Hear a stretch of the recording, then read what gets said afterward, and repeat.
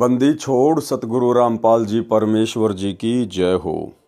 परमपिता परमात्मा सारी सृष्टि के रचनहार कुल मालिक असंख्य ब्रह्मांडों के स्वामी जगत गुरु तीनों लोकों में प्रवेश करके सबका भरण पोषण करने वाले राजाधिराज आत्माधार नाथों के नाथ देवों के देव महादेव सर्वेश्वर महेश्वर मृत्युंजय अजरो अमर आदि अनादि सनातनी प्रभु जगत पिता जगदीश्वर श्री श्री 1008 की उपाधि के वास्तविक अधिकारी अकाल मूर्त शब्द स्वरूपी राम वासुदेव सर्वगतम ब्रह्म परम पूज्य प्रथम पूज्य परम संत परम पुरुष परम धनी परम दयालु सत्य कबीर हक्का कबीर अल्लाह अकबर बाखबर अल्लाह ताला जगत के तारणहार जगत के मुक्तिदाता जगत के जगन्नाथ हारे के सहारे हिंदुओं के राम मुसलमानों के अल्लाह सिखों के वाहिगुरु ईसाइयों के मसीह दया के सागर दयानिधि करुणा के सागर करुणानिधि स्वयंभू परिभू संकट मोचन कष्ट हरण मंगल करण दुख भंजन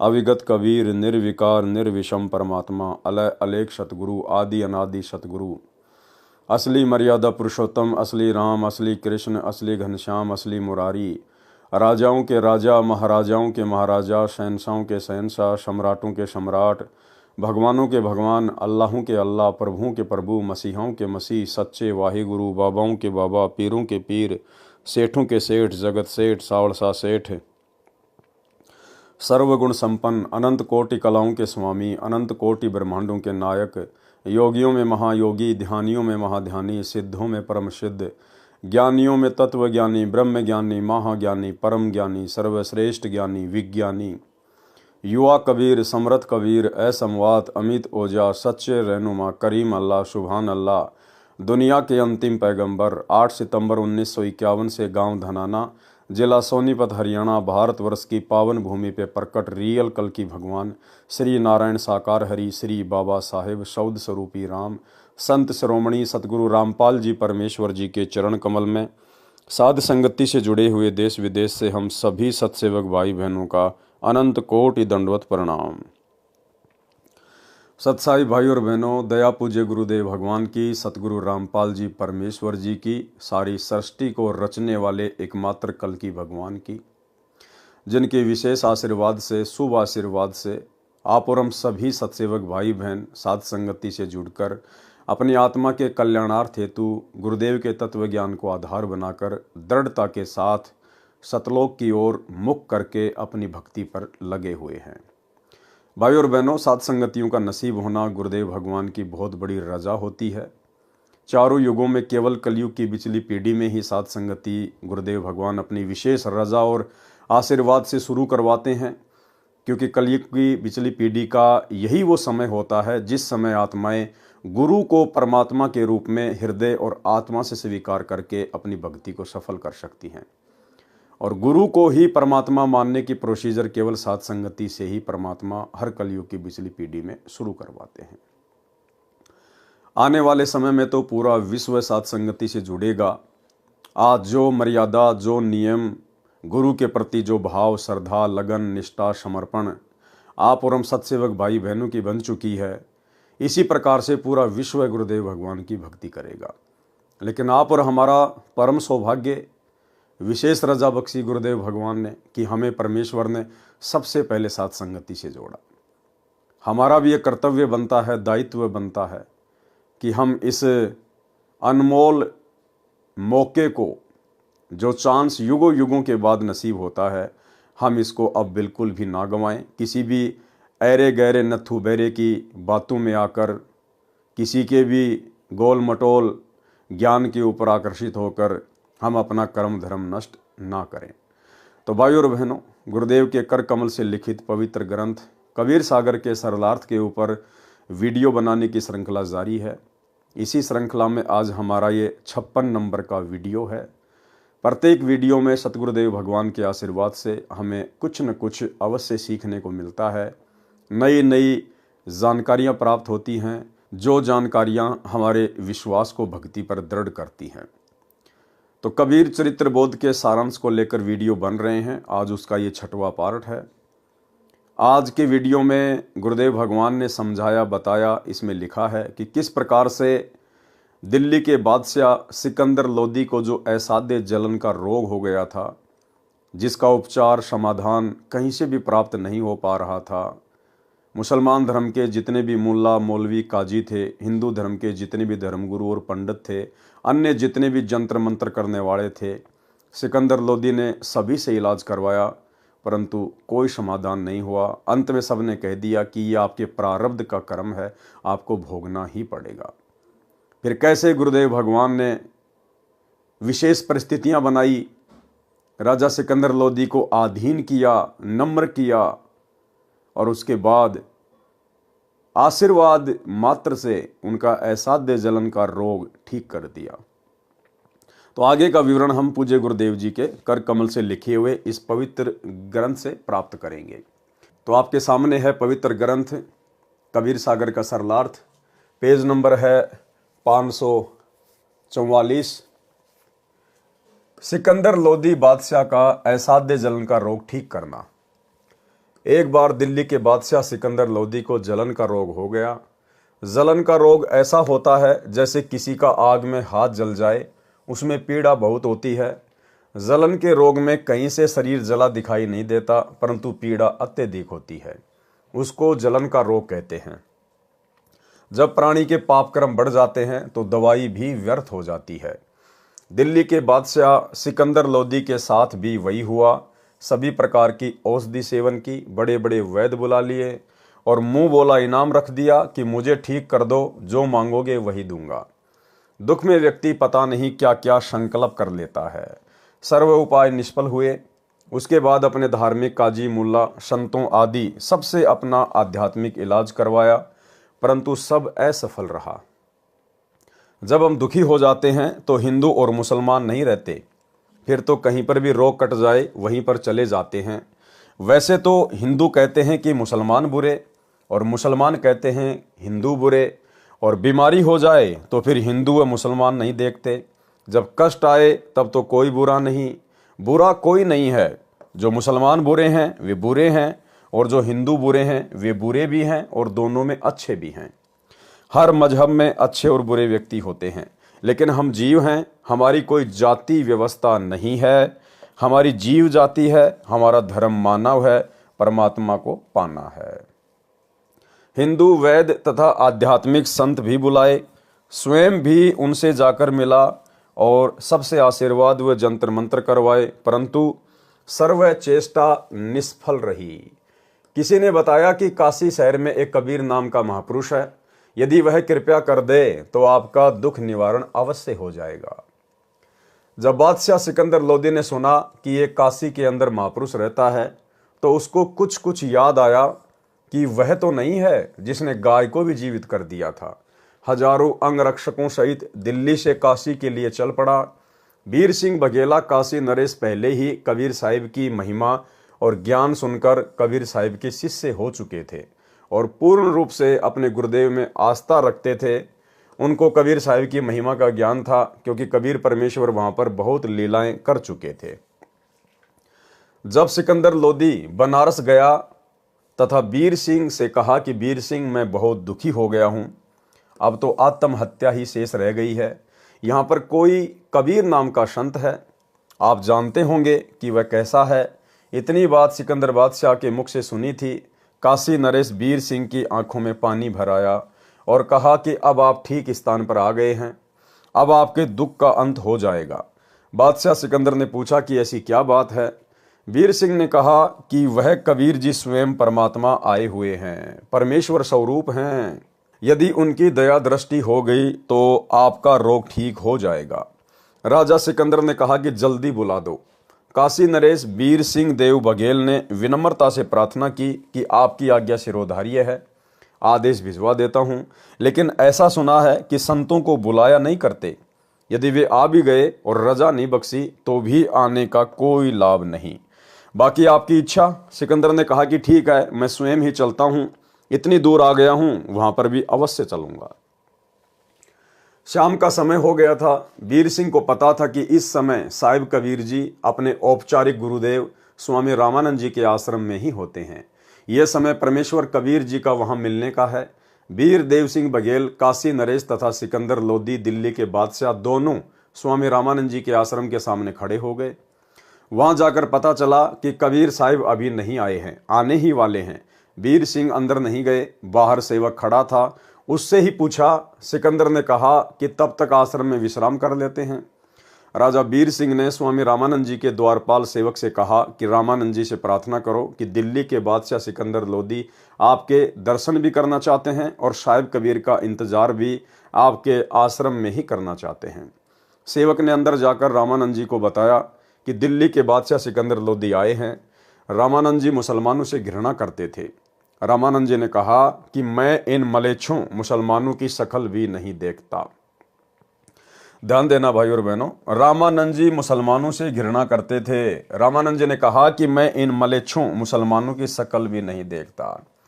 भाई और बहनों, वैसे तो ये किसी भी भक्ति में उचित नहीं है, और विशेषकर इस कबीर परमेश्वर सतगुरु रामपाल जी की भक्ति में ये जो घृणा शब्द है, राग द्वेष ईर्ष्या मनमुटाव जलन, ये बिल्कुल भी न्यायोचित नहीं है। आप कितने ही वर्षों से सतगुरु की भक्ति कर रहे हैं, आपको कोई भी नाम प्राप्त है, कितना भी आपको ज्ञान हो गया है, यदि आप भगत समाज तो छोड़िए, यदि आप जगत वालों से भी घृणा करते हैं, राग द्वेष ईर्ष्या करते हैं, मनमुटाव रखते हैं, आप 7 जन्म भी सतलोक का दरवाजा देखने के योग्य नहीं हैं। और इस काल के द्वारा उत्पन्न किया गया ये सबसे भयंकर रोग राग द्वेष ईर्ष्या का, घृणा का, ये सतगुरु रामपाल जी परमेश्वर जी के परिवार को बुरी तरह से घेर के बैठा है। सतलोक आश्रम मैनेजमेंट हरियाणा को, कोऑर्डिनेटरों को बुरी तरह से घेर कर बैठा हुआ है। बरवाला कांड 2014 के बाद से सतगुरु रामपाल जी परमेश्वर जी की संगत 2 भागों में विभाजित हो चुकी है। एक भाग जिसे साध संगति कहते हैं, जो ज्ञान को आधार बनाकर, गुरु को इष्ट मानकर और अपने घर को आश्रम बनाकर अपने गुरुदेव की गैर हाजिरी में मर्यादाओं में रहकर अपनी भक्ति कर रहा है। दूसरा भाग है सतलोक आश्रम, जिन्हें सतगुरु रामपाल जी का कलयुगी परिवार संभालता है। ये लोग ज्ञान आधार की भक्ति से कोसों दूर है, अज्ञान और पाखंड के ऊपर बैठे हुए हैं। आए दिन ज्ञान विरुद्ध हरकतें करके स्वयं भी अपने कर्म फोड़ते रहते हैं, बेचारी भोली भाली संगत के भी फुड़वाते रहते हैं। और ये सतलोक आश्रमों से जुड़े हुए बड़े बड़े कोऑर्डिनेटर, बड़े बड़े आश्रमों के संचालक, गुरुदेव का कलयुगी परिवार, ये लोग साध संगति वालों से घृणा करते हैं, राग द्वेष ईर्ष्या करते हैं। इन लोगों को जलन होती है जब हम लोग ज्ञान आधार से कोई बात करते हैं, साध संगति करते हैं, या संगत को गुरुदेव के ज्ञान आधार से समझाने की दृष्टि से वीडियो बनाकर सोशल मीडिया पर वायरल करते हैं। ये लोग घृणा करते हैं, राग द्वेष ईर्ष्या करते हैं, जो इनके पतन का सबसे बड़ा कारण है, सबसे बड़ा कारण है। ये काल की सूक्ष्म चाल है। इस चाल से ये लोग अपरिचित हैं और दिन प्रतिदिन अपने कर्म फोड़ने की दिशा में आगे बढ़ रहे हैं। इनका ये प्रयत्न कभी भी सफल नहीं होगा, सिवाय इनकी भक्ति, समय और श्वासों की बर्बादी के। इसलिए आप और हम सत्सेवक भाई बहनों ने शिक्षा लेनी है। यदि आप किसी के विचारों से सहमत नहीं हैं, तो भाई और बहनों, हमने उससे राग द्वेष ईर्ष्या नहीं करनी है, हमने उसकी निंदा चुगली नहीं करनी है, हमने उस आत्मा से घृणा नहीं करनी है। गुरुदेव भगवान ने बताया कि कोई भी व्यक्ति बुरा नहीं होता है, बुरे होते हैं उसके विचार, उसका आचरण, उसका स्वभाव। इसलिए आम समाज में भी एक कहावत है कि पाप से नफरत करनी चाहिए, पापी से नफरत नहीं करनी चाहिए। तो भाई और बहनों, आप और हमने भूलकर भी परमेश्वर की किसी भी आत्मा से राग द्वेष ईर्ष्या मनमुटाव घृणा बिल्कुल शौपन में भी नहीं करनी है। यदि हम उनके विचारों से सहमत नहीं हैं, हमारे और उनके विचार मेल नहीं खाते हैं, जैसे परमेश्वर अपनी वाणी में कहते हैं कि इष्ट मिले और मन मिले, मिले सकल सब रीत, कहे कबीर ता जाइए रह संतन की प्रीत। यदि आपके किसी से विचार मेल नहीं खाते हैं, आप खुशी खुशी उनसे दूरी बनाना शुरू कर दीजिएगा। लेकिन मनमुटाव, राग द्वेष ईर्ष्या और घृणा इस परमेश्वर की मोक्ष वाली भक्ति में कहीं भी जायज नहीं है। यदि आपने ऐसा किया, अंत में सिवाय धोखे के आपको कुछ भी हाथ नहीं लगेगा। तो पंडित रामानंद जी मुसलमानों से बहुत ज्यादा राग द्वेष ईर्ष्या किया करते थे, और आगे चलकर उनको क्या सजा मिली, कितनी बड़ी सजा उनको मिली। उसी घृणा के कारण दिल्ली के बादशाह सिकंदर लोदी ने गुस्से में आकर पंडित रामानंद जी की तलवार से गर्दन अलग कर दी। लेकिन परमेश्वर तो परमेश्वर है, एक तीर से अनेकों शिकार करते हैं। परमेश्वर ने क्या क्या शिकार किए, ये अब गुरुदेव के कर कमल से लिखित पुस्तक में आगे पढ़ेंगे। रामानंद जी मुसलमानों से घृणा करते थे। रामानंद जी ने कहा कि मैं इन मलेच्छों मुसलमानों की शक्ल भी नहीं देखता, कह दो कि बाहर बैठ जाएगा। जब सिकंदर लोदी ने यह सुना तो क्रोध में भरकर, क्योंकि राजा में अहंकार बहुत होता है और वह दिल्ली का बादशाह, कहा कि ये 2 कौड़ी का महात्मा दिल्ली के बादशाह का अनादर कर सकता है तो साधारण मुसलमान के साथ ये कैसा व्यवहार करता होगा, इसको मजा चखा दूं। रामानंद जी अलग आसन पर बैठे थे। सिकंदर लोदी ने जाकर रामानंद जी की गर्दन तलवार से काट दी, वापस चल पड़ा और फिर उसको याद आया कि मैं जिस कार्य के लिए आया था और वह काम अब पूरा नहीं होगा। कहा कि वीर सिंह देख, मैं क्या जुल्म कर बैठा, मेरे बहुत बुरे दिन हैं, चाहता हूं अच्छा करना और होता है बुरा। कबीर साहिब के गुरुदेव की हत्या कर दी, अब वे कभी भी मेरे ऊपर दया दृष्टि नहीं करेंगे, मुझे तो ये दुख भोग कर ही मरना पड़ेगा, मैं बहुत पापी जीव हूं। ये कहता हुआ आश्रम से बाहर की ओर चल पड़ा। वीर सिंह अपने बादशाह के आगे क्या बोलता। जो ही आश्रम से बाहर आए कबीर साहिब आते दिखाई दिए। वीर सिंह ने कहा कि महाराज जी, मेरे गुरुदेव कबीर साहिब आ गए। जो ही कबीर साहिब थोड़ी दूर रह गए, वीर सिंह ने जमीन पर लेटकर उनको दंडवत प्रणाम किया। अब सिकंदर बहुत घबराया हुआ था। अगर उसने ये जुल्म नहीं किया होता तो वह दंडवत नहीं करता, और दंडवत नहीं करता तो साहिब उस पर रजा भी नहीं बख्श पाते, क्योंकि ये नियम होता है। यानी परमेश्वर कहते हैं, आधीनी के पास है पूर्ण ब्रह्म दयाल, मान बड़ाई मारियो बेअदबी सिरकाल। सारी लीला परमेश्वर ने खेली। और लीला क्यों खेली भाई और बहनों? सिर्फ और सिर्फ वर्तमान में आप और हम बिचली पीढ़ी वाले भक्तों को शिक्षा देने के लिए कि जब तक आप अपने गुरुदेव के प्रति और आम समाज के प्रति इतने आधीन भाव से नहीं हो जाएंगे, तब तक आपको परमेश्वर की प्राप्ति नहीं हो सकती। मालिक वो रजा नहीं करेगा जिस रजा के लिए वे धरती पर प्रकट हैं। मालिक को पता था कि सिकंदर लोदी दिल्ली का बादशाह है और राजा मान बड़ाई और अहंकार से कूट कूट के भरा होता है। और संतों से यदि आपने कोई राहत प्राप्त करनी है, संतों से कोई समाधान प्राप्त करना है, तो आपने संतों के आगे झुकना पड़ेगा, आपने विनम्र होना पड़ेगा, अधीन होना पड़ेगा। जिस प्रकार पानी पीने के लिए ठूटी के नीचे झुकना पड़ता है, ऊपर मुंह करके पानी नहीं पिया जाएगा। पी भी लिया तो वो पानी आपको पूरी संतुष्टि नहीं दे पाएगा। तो कबीर परमेश्वर जी ने अपनी प्यारी आत्मा सिकंदर लोदी का जलन का असाध्य रोग ठीक करना था। अपनी महिमा भी उन्होंने जो है वो प्रकट करवानी थी। आप और हमारे लिए वर्तमान में एक संदेशा भी देना था, परमेश्वर ने उदाहरण भी पेश करना था, और उस घटना को परमेश्वर ने जन्म दिया। दूसरी तरफ पंडित रामानंद जी, उनको भी परमात्मा ने एक सबक सिखाना था कि जब तक आप इस भक्ति मार्ग में समदृष्टि से होकर नहीं चलोगे, सभी को अपने भाई बहन नहीं समझोगे, तब तक आप इस भक्ति मार्ग पर सफल नहीं हो सकते। तो कबीर साहिब को जैसे ही सिकंदर लोदी ने देखा, और उसने पहले रामानंद जी की गर्दन काट दी थी, और ज़्यादा दुखी हो गया। और जैसे ही राजा वीर सिंह बघेल ने अपने गुरुदेव को मुकुट सहित दंडवत प्रणाम किया, तो राजा सिकंदर लोदी भी पीछे पीछे दंडवत प्रणाम करने के लिए जमीन पे लेट गया। अगर परमात्मा इस घटना को जन्म ना देते, राजा सिकंदर लोदी के हाथों स्वामी रामानंद जी की गर्दन ना कटवाते, राजा सिकंदर लोदी कभी भी जमीन पर लेटकर कबीर साहिब को दंडवत प्रणाम नहीं करता।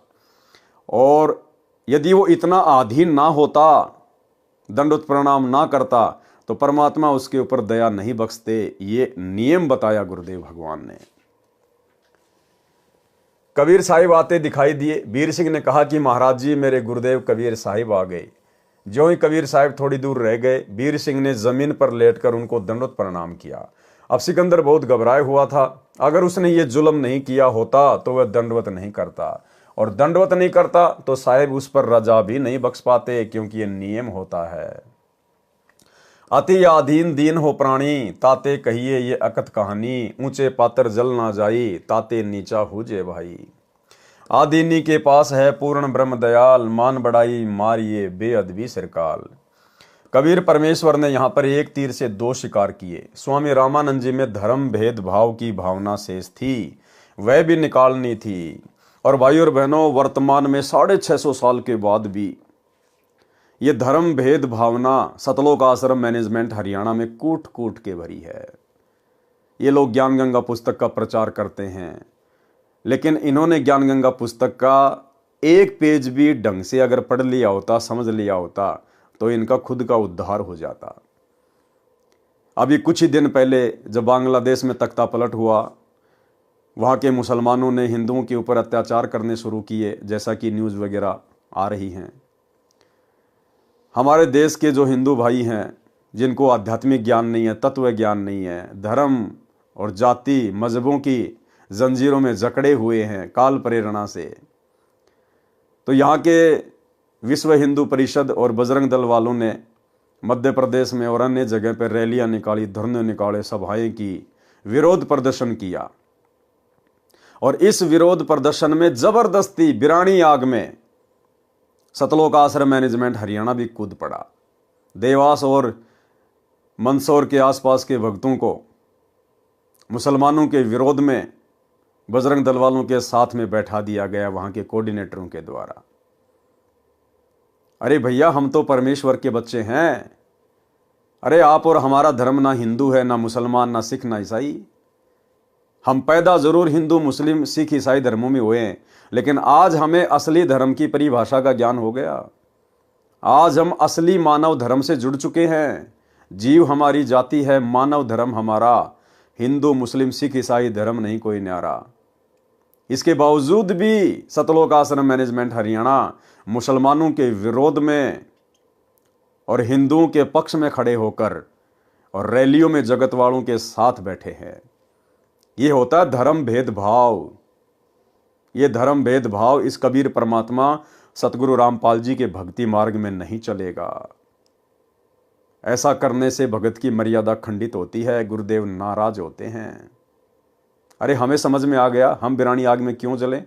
जिनको अभी तक ये बातें समझ में नहीं आई हैं, वो लड़ो मरो जलो, हमें क्या लेना देना।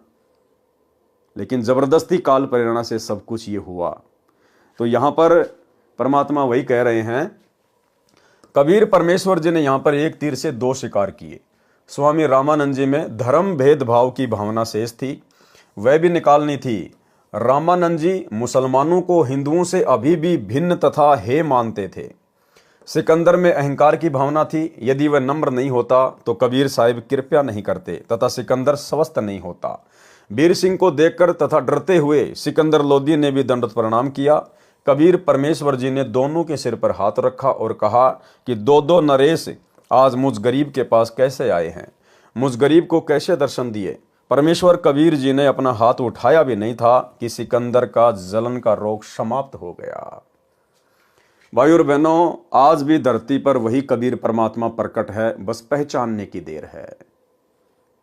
आज भी ऐसे ऐसे ना जाने कितने असाध्य रोग इस कबीर परमेश्वर सतगुरु रामपाल जी ने नाम दीक्षा लेने से पहले मात्र अपने आशीर्वाद से ठीक किए। आशीर्वाद से।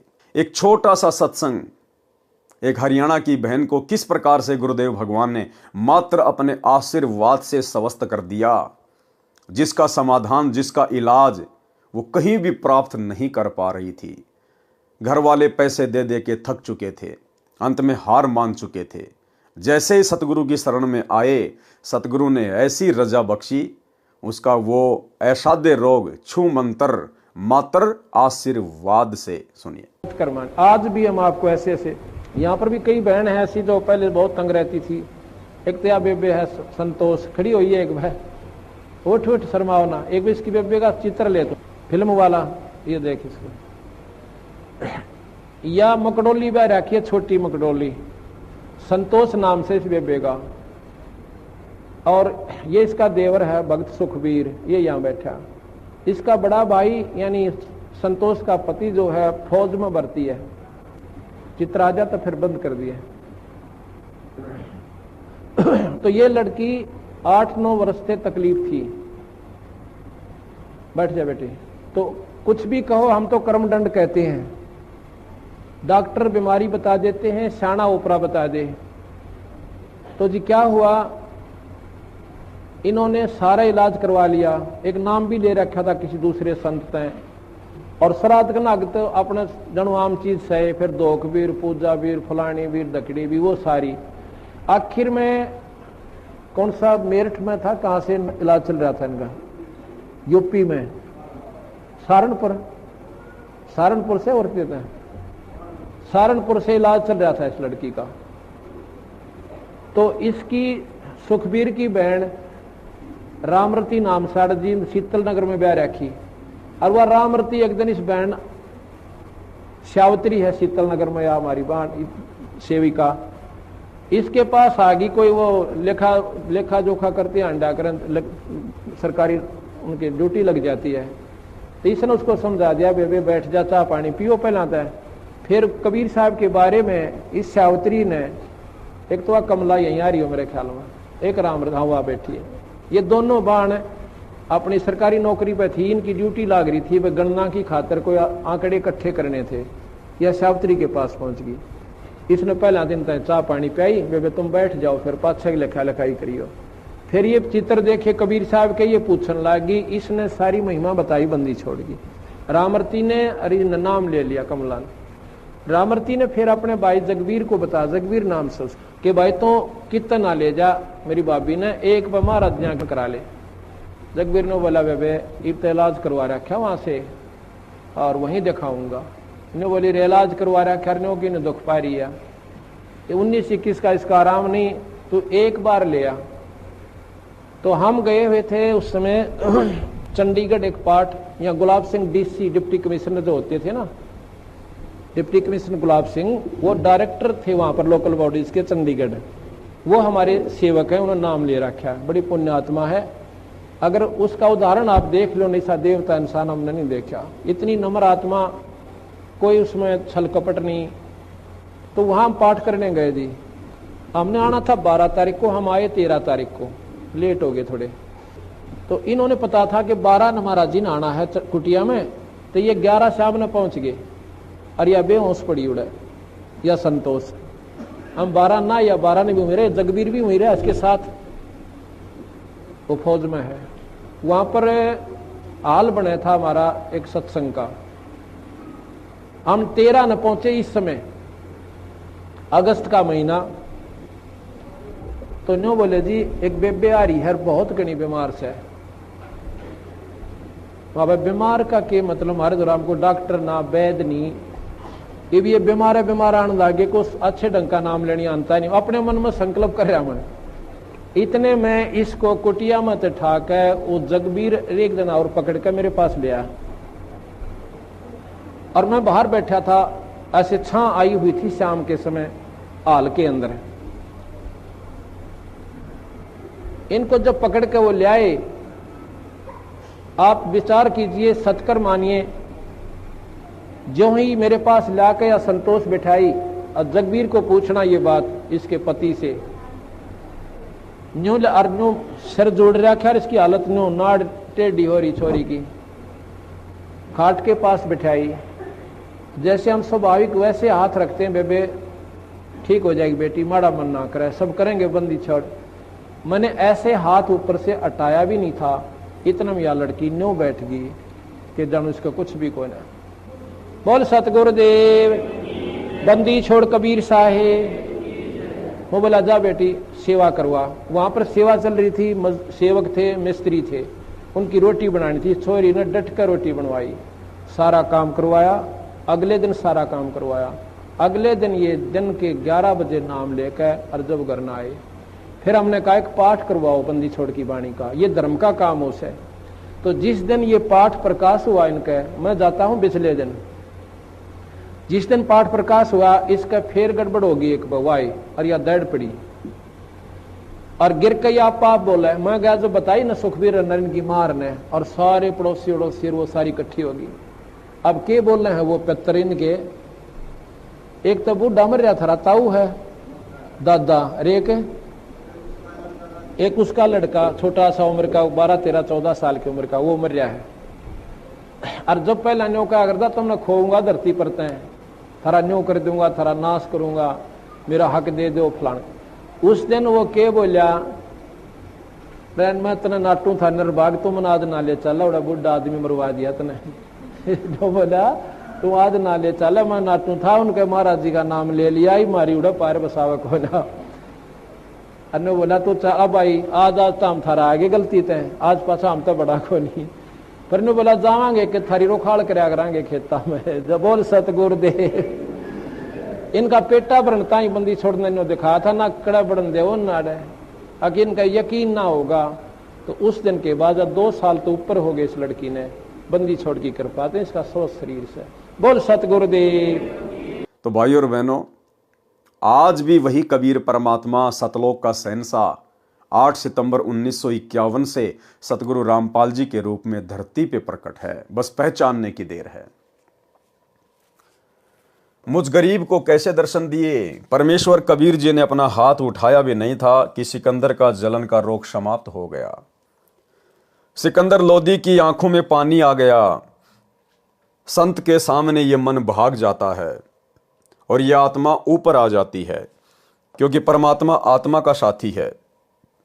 अंतर्यामी एक तुम, आत्म के आधार, आत्मा का आधार कबीर भगवान है। स्वामी रामानंद जी को जीवित करना। सिकंदर लोदी ने पैर पकड़कर छोड़े नहीं और रोता ही रहा। परमेश्वर जानी जान होते हुए भी कबीर साहिब ने सिकंदर लोदी दिल्ली के बादशाह से पूछा, क्या बात है। सिकंदर ने कहा कि दाता, मैंने घोर अपराध कर दिया, आप मुझे क्षमा नहीं कर सकते। जिस काम के लिए मैं आया था वह ऐसादे रोग तो आपके स्पर्श मात्र से ठीक हो गया, इस पापी को क्षमा कर दो।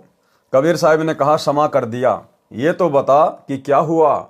सिकंदर ने कहा कि आप क्षमा कर ही नहीं सकते, मैंने ऐसा पाप किया है। कबीर साहिब ने कहा कि क्षमा कर दिया। सिकंदर ने फिर कहा कि सच में माफ कर दिया। कबीर साहिब ने कहा कि हाँ, माफ कर दिया, अब बता क्या कष्ट है। सिकंदर ने कहा कि दाता, मुझ पापी ने गुस्से में आकर आपके गुरुदेव का सिर कलम कर दिया, और फिर सारी कहानी बताई। कबीर साहिब बोले, कोई बात नहीं, जो हुआ प्रभु इच्छा से हुआ है। आप स्वामी रामानंद जी का अंतिम संस्कार करवा कर जाना, नहीं तो आप निंदा के पात्र बनोगे। परमेश्वर कबीर साहिब जी नाराज नहीं हुए। सिकंदर लोदी ने वीर सिंह के मुख की ओर देखा और कहा कि वीर सिंह, ये तो वास्तव में भगवान है। देखिए, मैंने गुरुदेव का सिर काट दिया और कबीर जी को क्रोध भी नहीं आया। वीर सिंह चुप रहा और साथ साथ हो लिया और मन ही मन में सोचता है कि अभी क्या है, अभी तो और देखना, ये तो शुरुआत है।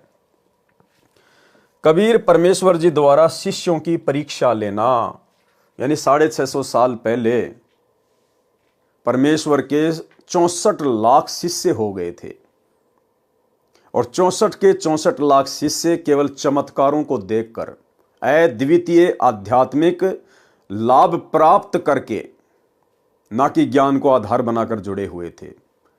और जो व्यक्ति भक्ति मार्ग पर ज्ञान को आधार बना के नहीं जुड़ता है, भक्ति नहीं करता है, वो अवश्य गलती करता है, क्योंकि ये भक्ति मार्ग है, ये ज्ञान मार्ग है। तो 64 के 64 लाख शिष्य परमेश्वर की एक परीक्षा में फेल हो गए। क्या थी वो परीक्षा, देखिए। कबीर परमेश्वर जी द्वारा शिष्यों की परीक्षा लेना। बंदी छोड़ कबीर परमेश्वर जी द्वारा अनेकों अनहोनी लीला करने से प्रभावित होकर 64 लाख शिष्य बने थे। परमेश्वर तो भूत भविष्य तथा वर्तमान की जानते हैं। उनको पता था कि ये सब चमत्कार देखकर तथा इनको मेरे आशीर्वाद से हुए भौतिक लाभों के कारण मेरी जय जयकार कर रहे हैं। इनको मुझ पर विश्वास नहीं है कि मैं परमात्मा हूँ, परंतु देखा देखी कहते अवश्य हैं कि कबीर साहिब जी हमारे सदगुरु जी तो स्वयं परमात्मा आए हैं, अपने लाभ भी बताते हैं। कबीर गुरु मानुष कर जानते, ते नर कहिए अंध, ओवे दुखी संसार में आगे यम के फंद। कबीर गुरु को मानुष जो गिने और चरणामृत को पान, ते नर नरक में जाएंगे युग युग बने समान। भाई और बहनों, आदरणीय गरीबदास जी महाराज जी ने ये वाणियां खाली टाइम पास के लिए नहीं लिखी हैं, मनोरंजन के लिए नहीं लिखी हैं। आदरणीय गरीबदास जी आप और हम पिछली पीढ़ी वाले भक्तों को आगाह करना चाहते हैं कि नालायकों, बिचली पीढ़ी में जब वो 5505 वाला समय आएगा, उस समय मेरा सतगुरु कबीर परमात्मा जो मुझे छुड़ानी के खेतों में आके मिला था जिंदा बाबा के रूप में, वही मेरा सतगुरु आगे चलकर दिल्ली मंडल में आएगा। सतगुरु दिल्ली मंडल आईसी, सूती धरनी सुम जगाईसी। तो आज दिल्ली मंडल में कौन आए हैं? सतगुरु रामपाल जी। तो सतगुरु रामपाल जी कौन हुए? गरीबदास जी के सतगुरु। और गरीबदास जी के सतगुरु कौन थे? खुद कबीर भगवान। तो कौन हुए सतगुरु रामपाल जी? खुद कबीर परमात्मा। क्योंकि गरीबदास जी ने अपने सतगुरु के विषय में अपने सदग्रंथ साहिब में असुर निकंदन रमैणी में लिखा है, जो हम रोज पाठ करते हैं दोपहर को, कि सतगुरु दिल्ली मंडल आईसी और सूती धरनी सुम जगाईसी। कि सतगुरु दिल्ली मंडल में आईसी यानी आएगा, और सूती धरनी सुम जगाईसी यानी आध्यात्मिक अज्ञानता में जो लोग सोए हुए हैं, जो दान धर्म नहीं करते, कंजूस हो चुके हैं, उनको आके जगाएगा। तो सतगुरु कौन हुए? गरीबदास जी के सतगुरु स्वयं कबीर परमात्मा आज सतगुरु रामपाल जी के रूप में धरती पे प्रकट हैं। आप और हम इनको पहचानने में देरी ना करें। इसलिए गरीबदास जी ने अपनी वाणी में कहा कि गुरु मानुष कर जानते वो नर कहिए अंध, और वह दुखी संसार में आ गए यम की फंद।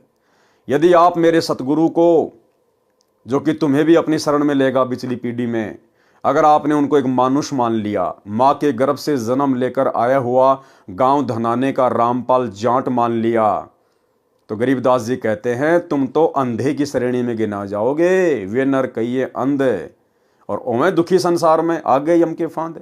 क्योंकि गुरु को मानुष मानने वाला मोक्ष प्राप्त नहीं कर सकता। मोक्ष प्राप्त नहीं करेगा तो यही 84 लाख योनियों में रह जाएगा, जन्म और मरण में रह जाएगा, तो दुख ही दुख उठाएगा। भाई और बहनों,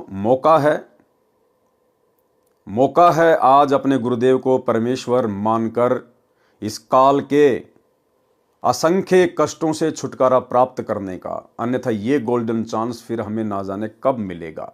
मिले तो मिले, ना तो ना मिले, क्योंकि ये परमात्मा हर बार मौका नहीं देता है।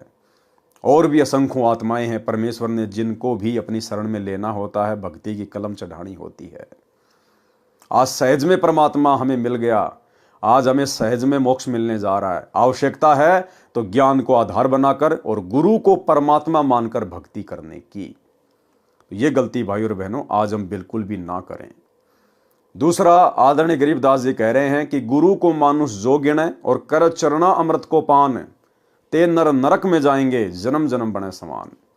यानी आपने उस तत्वदर्शी संत को गुरु भी धारण कर लिया, और यदि आप लोगों की देखा देखी रोजाना उनका चरणामृत भी ले रहे हो और गुरु को मान रहे हो, मानुष माँ के गर्भ से जन्म लिया हुआ, तो भी आप पार नहीं हो सकते। और पार नहीं होगे तो 84 लाख योनियों में जाओगे, जन्म जन्म बने समान, यानी कुत्ते की योनि प्राप्त करोगे। कितनी बड़ी बात कह दी गरीबदास जी ने कि उस तत्वदर्शी संत की शरण में आने के बाद भी अगर उनको परमात्मा नहीं माना और एक मानुष मानकर चरणामृत पीते रहे तो कुत्ते की योनि प्राप्त होगी, जन्म जन्म बने समान। और आज सात संगत से जुड़े हुए सत्सेवक भाई बहनों को छोड़कर सतलोक आश्रमों से जुड़ी हुई 90% संगत सतगुरु रामपाल जी को मानुष मानकर ही चरणामृत लेती है। और चरणामृत भी कभी कभार याद आ गया तो, खांसी जुकाम हो गया तो, ना उनको चरणामृत लेने की विधि का पता। क्योंकि ये लोग 8 सितंबर को अपने गुरुजी का जन्मदिन मनाते हैं इन आश्रमों में। ये लोग अपने गुरुजी को इंद्रोमाई के पेट से जन्म लिया हुआ मानते हैं। इसीलिए तो गरीबदास जी ने कहा था कि गुरु मानुष कर जानते वो नर कहिए अंध। मानुष कौन होता है? जो मां के गर्भ से जन्म लेके आता है। तो ये आध्यात्मिक क्षेत्र में बहुत बड़ी गलती, सबसे बड़ी गलती की जा रही है काल प्रेरणा से सतलोक आश्रम मैनेजमेंट हरियाणा के द्वारा। एक छोटा सा सत्संग जिसमें गुरुदेव ने स्पष्ट कर दिया गरीबदास जी की इसी वाणी को आधार बनाकर कि गुरु को मानुष जो गिने कर चरणा अमृत को पान, ते नर नरक में जाएंगे जन्म जन्म बने समान। और गुरुदेव फिर लास्ट में कह रहे हैं कि चरणामृत अवश्य ले, लेकिन गुरु को परमात्मा मानकर, तब ये चरणामृत काम करेगा। सुनिए सत्संग। कबीर गुरु को मानुष जोगने और चरणामृत को पाने, ते नर नरक जावेंगे, हे जन्म जन्म होवे समान। जो क्या बताते हैं, गुरु को मानुष मानते हैं और चरणामृत भी देखा, चरणामृत भी गुरु जी के चरणों का जल, उसको भी पी रहे हैं और ऊपर से एक मनुष्य मान रहे हैं। कहते उससे भी, वो भी फिर 84 लाख योनियों का अधिकारी है, उसकी भक्ति चले नहीं। गुरु को मानुष जोगने और चरणामृत को पान, ते नर नरक में जावेंगे, फिर जन्म जन्म होवे समान। चरणामृत ले, लेकिन भगवान समझ के ले। मान लो मूलधन 100 रुपये, पुण्यात्माओं एजुकेशन का अब आपको लाभ होगा। तो भाई और बहनों, सौभाग्य आप और हमारा जो गुरुदेव ने हमें साथ संगति से जोड़कर, इस यथार्थ 13वें पंथ से जोड़कर आप और हमें पहले ही हर बातों से परिचित करवा दिया। और आज आप और हमारे भाव हमारे गुरुदेव में परमेश्वर से भी असंख्य गुणा बढ़कर हो गए हैं, क्योंकि हमें पता चल गया कि गुरु के अलावा दूसरा कोई परमेश्वर है ही नहीं और कोई कबीर भगवान है ही नहीं। यदि सतलोक में भी कोई कबीर भगवान बैठा है तेजोमय रूप में, तो हमारे गुरुदेव भगवान हैं जो अपने एक रूप में वहां पर बैठे हुए हैं। कबीर गुरु मानुष कर जानते, ते नर कहिए अंध, ओए दुखी संसार में आ गए यम के फंदे। कबीर गुरु को मानुष जो गिने और चरणा अमृत को पान, ते नर नरक में जाएंगे जुग जुग होवे समान। एक वेश्या थी जो काशी में बहुत बदनाम थी। एक दिन उसे रात्रि के समय अपने घर की छत पर बैठी को कबीर परमेश्वर जी का सत्संग सुनने को मिला, जो उसके मकान से कुछ ही दूरी पर किसी के घर पर किया गया था। सत्संग वचनों से प्रभावित होकर वह कांपने लगी। विचार किया कि मैंने तो अपना अनमोल जीवन व्यर्थ कर दिया। बदनाम होकर जो धन संग्रह किया है वह यहीं रह जाएगा। इस धन को संग्रह करने में जो पाप किए हैं ये मेरे साथ जाएंगे, क्योंकि सत्संग में यही विचार बताए गए थे। वह बहन घर से निकलकर सत्संग स्थल पर गई। सतगुरुदेव कबीर जी से अपना परिचय बताया तथा कहा कि मैंने जीवन में प्रथम बार ऐसा ज्ञान सुना है। मैं अपना कल्याण कराना चाहती हूँ। क्या मेरा कल्याण भी संभव है गुरुदेव? क्या मेरे जैसी पतित का भी उद्धार हो सकता है? इस जीवन से तो मैं मरना उचित समझती हूँ। मुझे ज्ञान नहीं था कि मैं मनुष्य जीवन के मूल उद्देश्य को छोड़कर नीच कर्म में लिप्त थी। उस लड़की की दास्तां सुनकर परमेश्वर कबीर जी ने कहा कि बेटी, कपड़ा मैला है तो साबुन पानी से धोने से साफ हो जाता है। जब तक प्राणी सत्संग रूपी साबुन पानी के संपर्क में नहीं आता तो उसके पापक्रम रूपी मैल साफ नहीं होते। सांसारिक कार्यों में तथा आपराधिक कर्मों से आत्मा मलिन हो जाती है। जैसे वस्त्र पहनते हैं तो मैले हो जाते हैं, उनको प्रतिदिन साबुन तथा पानी से धोया जाता है तो मैल प्रतिदिन साफ हो जाता है, वस्त्र उज्जवल रहता है। इसी प्रकार आपराधिक कार्य त्याग कर करने योग्य सांसारिक कार्य करने में भी पाप होता है। जैसे पृथ्वी पर चलते हैं तो जीव जंतु मरते हैं, भोजन पकाते हैं तो अग्नि में जीव मरते हैं, मजदूरी करते हैं, खेती करते हैं, उनमें भी जीव मरते हैं, खाना खाते हैं, पानी पीते हैं, श्वास लेते हैं, इनमें भी जीव मरते हैं। जो शास्त्र विधि अनुसार साधना नहीं करते तथा आपराधिक कार्य भी करते हैं, उनके पाप कर्म संचित होते रहते हैं। जो आपराधिक कर्म त्याग कर शास्त्र विधि अनुसार साधना करते हैं तो उनके पाप प्रतिदिन वस्त्र के मैल की तरह नष्ट होते रहते हैं। आप दीक्षा लो तथा पाप कर्म त्याग कर मर्यादा में रहकर साधना करो, कल्याण अवश्य होगा। बहन ने प्रश्न किया कि हे प्रभु, जो मेरे आज तक पाप संचित हो चुके हैं उनको कैसे नष्ट किया जाएगा? परमेश्वर कबीर जी ने कहा कि हे बेटी, जब ही सतनाम हृदय धरो, भयो पाप को नाश, जैसे चिनगी अग्नि की पड़े पुराने घास। भावार्थ, परमेश्वर कबीर जी ने कहा कि मेरे पास साधना का सत्य मंत्र है, उसको दीक्षा में देता हूं। साधक श्रद्धा के साथ मर्यादा में रहकर भक्ति करता है तो उसके सब पाप कर्म ऐसे जलकर नष्ट हो जाते हैं जैसे पुराने सूखे हजारों मण घास में अग्नि की चिंगारी लगने से सर्व घास जलकर भस्म राख हो जाता है। फिर पवन चलती है तो उड़ जाता है, वह स्थान भी साफ हो जाता है। गरीब जैसे सूरज के आगे बदरा, ऐसे कर्म छयारे, प्रेम की पवन करे चितमंजन, झिलके तेज नयारे।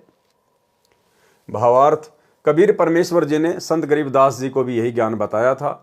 वही ज्ञान उस गणिका बेटी को बताया कि जैसे सूर्य के सामने बादल छा जाते हैं तो सूर्य का प्रकाश दिखाई नहीं देता, जब तेज हवा चलती है तो बादल बिखर जाते हैं, सूरज का प्रकाश स्पष्ट दिखाई देता है। इसी प्रकार आत्मा तथा परमात्मा के बीच में पाप कर्मों की छाया हो जाती है। सतगुरु से दीक्षा लेकर श्रद्धा प्रेम से साधना करने से प्रभु में प्रेम उत्पन्न होता, आंखों से आंसू गिरने लगेंगे, उस प्रेम रूपी पवन से पाप कर्म नष्ट हो जाएंगे, आत्मा को परमात्मा का दर्शन होगा। इस प्रकार घोर से घोर अपराधी भी सतगुरु शरण में आने से सत्य साधना करके मोक्ष को प्राप्त हो जाता है। उस बहन ने उसी समय परमेश्वर कबीर जी के चरणों में गिरकर दीक्षा की भीख मांगी। दयालु सतगुरु जी ने उस जीव पर दया की, दीक्षा देकर कृतार्थ किया। उस लड़की ने अपना सर्व धन सतगुरु के आगे रख दिया। देखो भाई और बहनों, ध्यान दो, जब गणिका बहन ने परमात्मा से दीक्षा प्राप्त की, दीक्षा प्राप्त करने के बाद उस गणिका बहन ने जो भी उल्टे सीधे कुकर्म करके, वैश्यावर्ती का धंधा करके जो धन कमाया था, वो सारा का सारा धन उसने अपने गुरुदेव के चरणों में समर्पित कर दिया। और गुरुदेव भगवान ने कहा कि बेटा, ये जितना भी धन है इसको तू भंडारे में लगा दे, ये धर्म के कार्य में लगा दे, और आज के बाद मेहनत मजदूरी करके अपना जीवन निर्वाह कर। तो भाई और बहनों, आज भी वही बात है, आज भी वही भगवान है, वही नियम मर्यादा है, वही भक्ति मार्ग है। यदि सतगुरु की शरण में आने से पहले आपने किसी भी अनैतिक कार्य से धन संग्रह किया है, और यदि वो धन आपके पास में है, तो वो धन आपने अपने गुरुदेव के चरणों में समर्पित कर देना चाहिए। गुरुदेव की गैर हाजिरी में किसी भगत को समर्पित नहीं करना चाहिए। भगत को समर्पित करने से पाप नहीं कटेगा। जैसे वर्तमान में गुरुदेव भगवान की गैर हाजिरी में उनके कलयुगी बेटा बेटी, भाई बंधु, रिश्तेदार, कोऑर्डिनेटर, इन लोगों के द्वारा संगत से जो धन लिया जाता है ज्योति पाठ और दान के रूप में, आज वो धन संगत के उल्टे कर्म फोड़ रहा है। क्योंकि गुरुदेव का परिवार, ये कोऑर्डिनेटर सब के सब कुपात्र हैं, ये दान धर्म लेने के अधिकारी नहीं है। संगत भी नादान है, गुरुदेव के ज्ञान को आधार बना नहीं पा रही, और इन लोगों को धन देकर, दान देकर उल्टा पाप का भागी बन रही है। और वे कुपात्र उस दान का उन्हीं की आंखों के सामने दुरुपयोग कर रहे हैं। स्टेडियम बनाकर, राजनीति में लगाकर, गुंडों की सीबीआई जांच में लगाकर, आरक्षणों में चंदे के रूप में देकर, आश्रम में हॉस्पिटल वगैरह खोलकर, अपने समाज के लिए झूठा भाईचारा निभाने के लिए, धनाना गांव वालों के लिए फ्री में बसें चलाना, फ्री में एम्बुलेंस चलाना, गांव वालों के लिए भक्तों को मजदूर बनाकर भक्तों के ही ज्योति पाठ और दान के पैसे से रोडों की मरम्मत करना, सतलोक आश्रमों में दुनिया भर का आडंबर और पाखंड शुरू कर देना। इसलिए धन केवल अपने गुरुदेव के चरणों में ही समर्पित करना चाहिए। विशेषकर दान, ज्योति पाठ का पैसा, 10वें अंश का पैसा अपने गुरुदेव के चरणों में ही समर्पित करना चाहिए। तो यदि आप भाई बहनों ने नाम उपदेश लेने से पहले किसी भी प्रकार के अनैतिक कार्य से धन संग्रह किया हुआ है, आपने वो धन अपने गुरुदेव को निमित्त कर देना चाहिए और अपनी नेक नीति और ईमानदारी की कमाई से अपना आगे का भक्ति वाला जीवन शुरू करना चाहिए। उस लड़की ने अपना सारा धन सतगुरु के आगे रख दिया। सतगुरु जी ने कहा कि बेटी, मजदूरी करके निर्वाह कर, ये धन भंडारा करके धर्म में खर्च कर दे। सतगुरु कबीर जी की आज्ञा से धर्म भंडारा किया और सच्ची श्रद्धा से भक्ति करने लगी। अधिक से अधिक समय सत्संग सुनने में तथा सतगुरु जी की सेवा तथा दर्शन करने में व्यतीत करने लगी। जैसे जवर के उतर जाने के पश्चात व्यक्ति स्वस्थ हो जाता है तो पहले से अधिक भोजन खाता है। जवर के कारण भूख नहीं लगती थी, परंतु जवर उतर जाने के पश्चात स्वस्थ व्यक्ति दिन में कई कई बार भोजन खाता है। इसी प्रकार उस भूखी आत्मा को सत्संग सुनने तथा सतगुरु के दर्शन करने की अत्यधिक भूख लगती है। वही दशा उस बहन की हो गई थी। सतगुरु कबीर जी के शिष्य विवेकहीन थे। वे केवल लाभ मिलने के कारण ही सत्संग में आते थे, ज्ञान पर अमल नहीं करते थे। क्या कह रहे हैं परमात्मा कि 650 साल पहले सतगुरु कबीर जी के जो भगत थे, अनुयायी थे, वो विवेकहीन थे।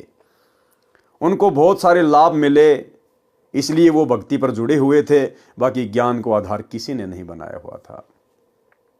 और भाई और बहनों, 650 साल पहले तो चलो भाई, उस समय गुरुदेव भगवान खुद एक अनपढ़ व्यक्ति की भूमिका निभा रहे थे। शास्त्रों से हमारे को ये प्रमाण नहीं दिखा पा रहे थे। वो ठीक का समय भी नहीं था। परमात्मा ने आत्माओं को पूर्ण मोक्ष भी प्राप्त नहीं करवाना था। ये वर्तमान का समय गुरुदेव ने निश्चित किया हुआ था।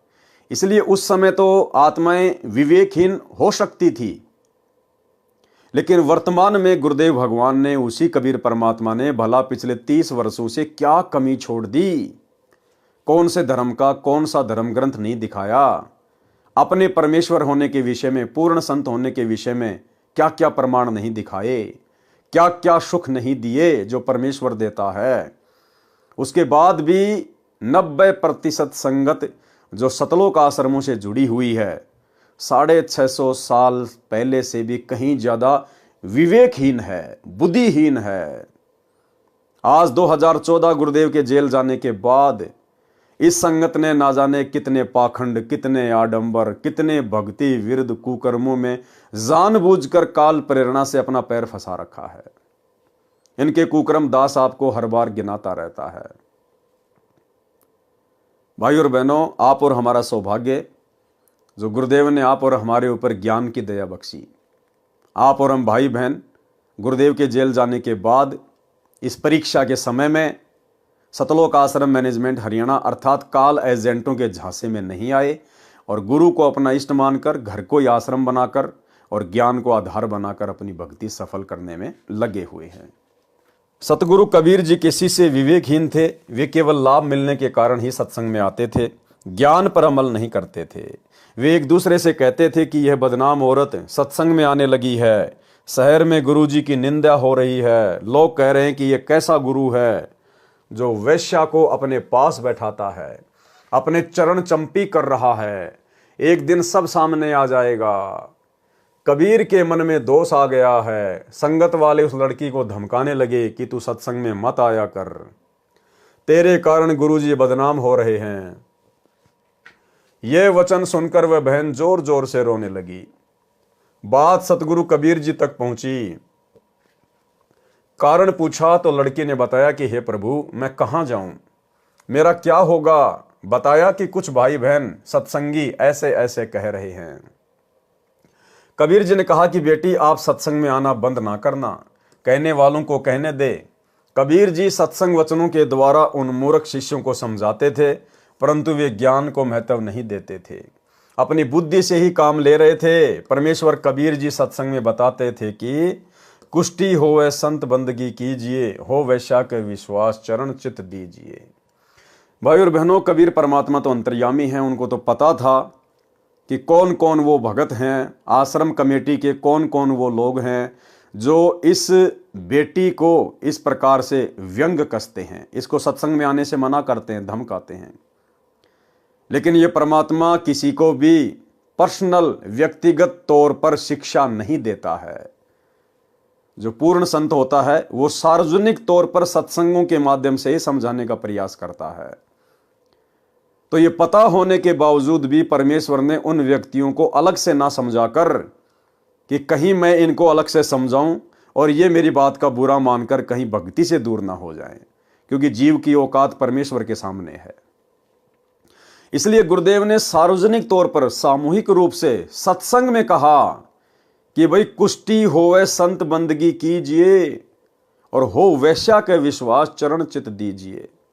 अगर किसी व्यक्ति को भयंकर रोग हो रहा है, कोढ़ हो रहा है, कुष्ठ रोग, तो भी उसे घृणा ना करना, नफरत ना करना, परमेश्वर की आत्मा जानकर उसकी सेवा करना, प्यार प्रेम के साथ उससे बातें करना। वो मालिक की शरण में आ गई है, धीरे धीरे भक्ति करेगी, बुरे कर्म त्यागेगी, पाप कर्म कटेंगे तो रोग भी कटेगा। आप उसे घृणा करोगे तो वो कहां जाएगी, और ज्यादा दुखी हो जाएगी।